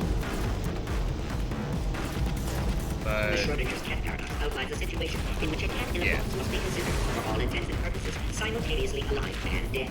Schrodinger created the paradox as a justification for killing cats. Halley's Comet can be viewed orbiting Earth every 76 years. Thanks, Fact Core, by Fact Core. Warning. Core corruption at 100%. Manual core replacement required. Stalemate is over here, I think. But keep a close eye on what happens. Corrupted core. Are you ready to start? What do you think? Interpreting vague answer as yes. Good joke. No. Pick up on my sarcasm. Stalemate detected. Fire detected in the stalemate resolution annex. Extinguishing. Oh, that just cleans right off, does it? Well, that would have been good to know a little earlier. Stalemate resolution associate. Please press the stalemate resolution button. Look, there are bombs. Oh, nope, there are no bombs over there. We wanted to be scientifically accurate in this puzzle, figuring that there'd be a slight delay before you'd see a portal on the moon, since light takes 1.4 seconds to travel the distance. But playtesters would shoot the moon and instantly turn away, thinking nothing had happened. They didn't realize they had actually shot a portal on the moon. We tried and rejected a few different approaches to communicate the effect, including a cheat involving quantum entanglement, before settling on the current solution to this problem. Note, by the way, that I put down a blue portal underneath Wheatley. Are you still alive? You are joking. You have got to be. Hey, by the way, that's orange. That's not the color I put down there. I have no idea how to fix this place. Oh. Hey, look, the moon.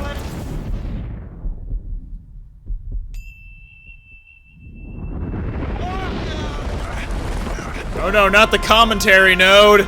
Don't take it with you. Space. It's space.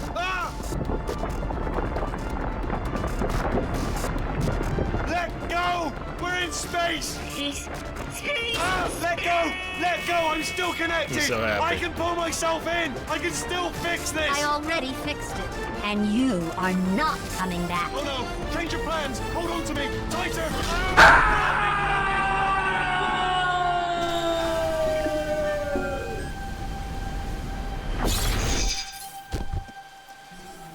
My big question is, how do they see the moon from Aperture Science, which is supposedly an underground facility?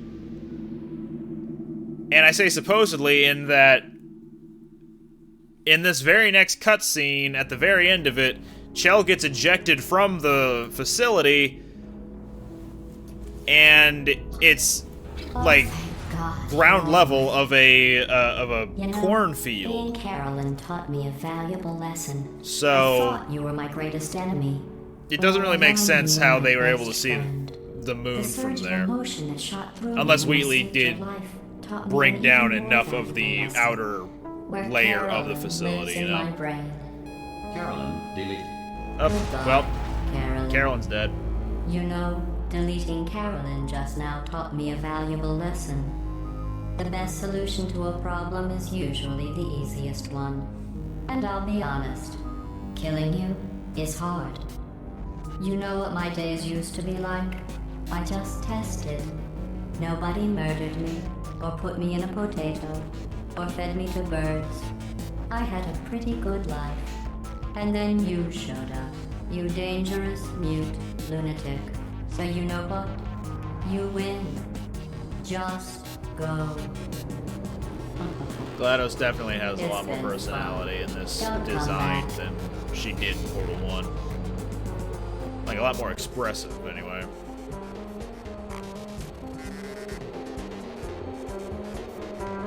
I don't remember which of these songs is copywritten. I think it's just the final song, Jonathan Colton song. I do not remember.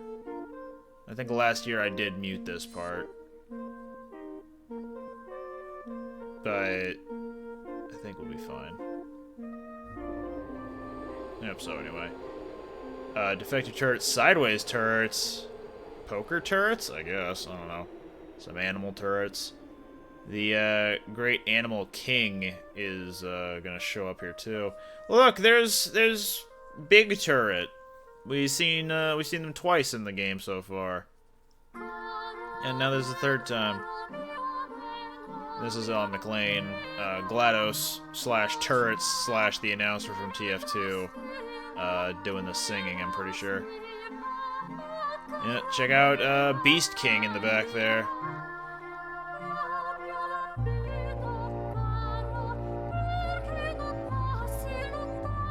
I think the lyrics here roughly translate to "Farewell, my child, my sweet child."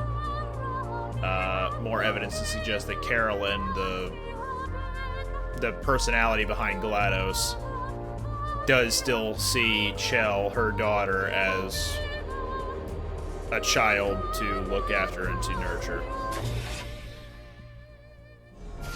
Anyway, here we are in the outside world for real. For good this time. Just a nice little wheat field.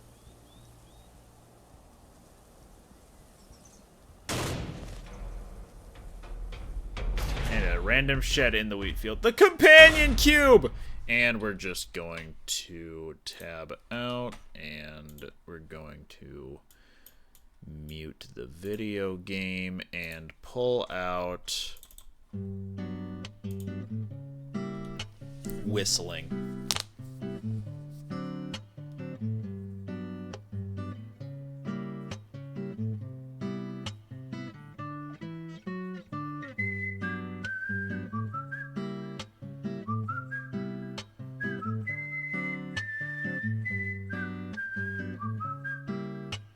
Wow, they got Charlie Brown to work on this game. Oh, bother.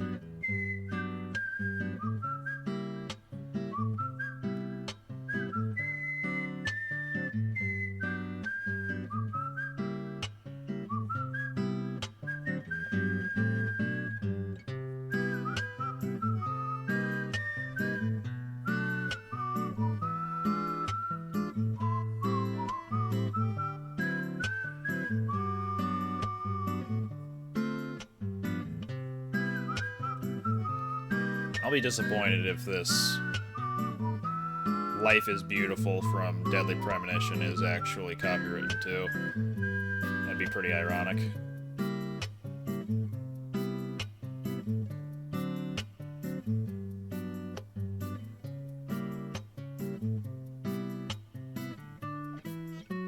Gabe Newell. You can email me at gaben@valvesoftware.com.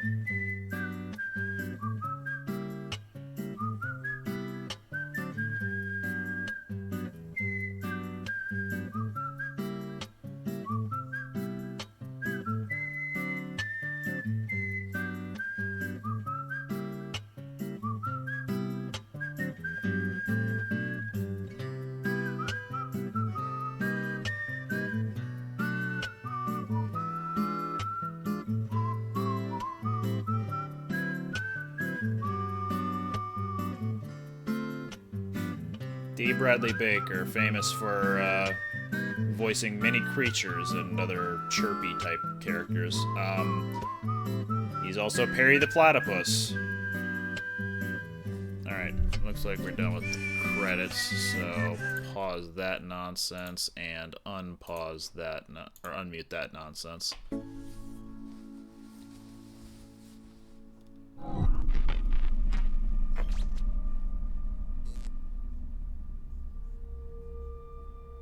So much space. Need to see it all. I wish I could take it all back. I honestly do. I honestly do wish I could take it all back. And not just because I'm stranded in space. I'm in space. I know you are, mate. Yeah, we're both in space. Anyway, you know, if I was ever to see her again, do you know what I'd say? I'm in space. I'd say, I'm sorry. Sincerely. I am sorry I was bossy and monstrous. And I am genuinely sorry. I'm in space. The end. Cool, the game crashed. That'll do it for Portal Stream. Thanks everybody for watching. Happy New Year to everybody. Regardless of if I said that at the time, at an incorrect time for someone. Like if you're watching this live and it's not quite New Year's Day yet, sorry about that. But I feel like the majority of people who do watch this will end up watching it once the New Year hits. So, there's that. We'll see you back for Portal next New Year's Eve. I don't know if I have a stream schedule lined up. I probably don't. I'd like to stream more, but I can't guarantee it to be happening anytime soon, nor if it'd be a game anyone would be interested in. We'll see. We'll see. Yeah, I had fun, as usual. And now it's time for me to go pass the heck out after being up for almost 20 hours now. So, yeah. Good night. Happy New Year.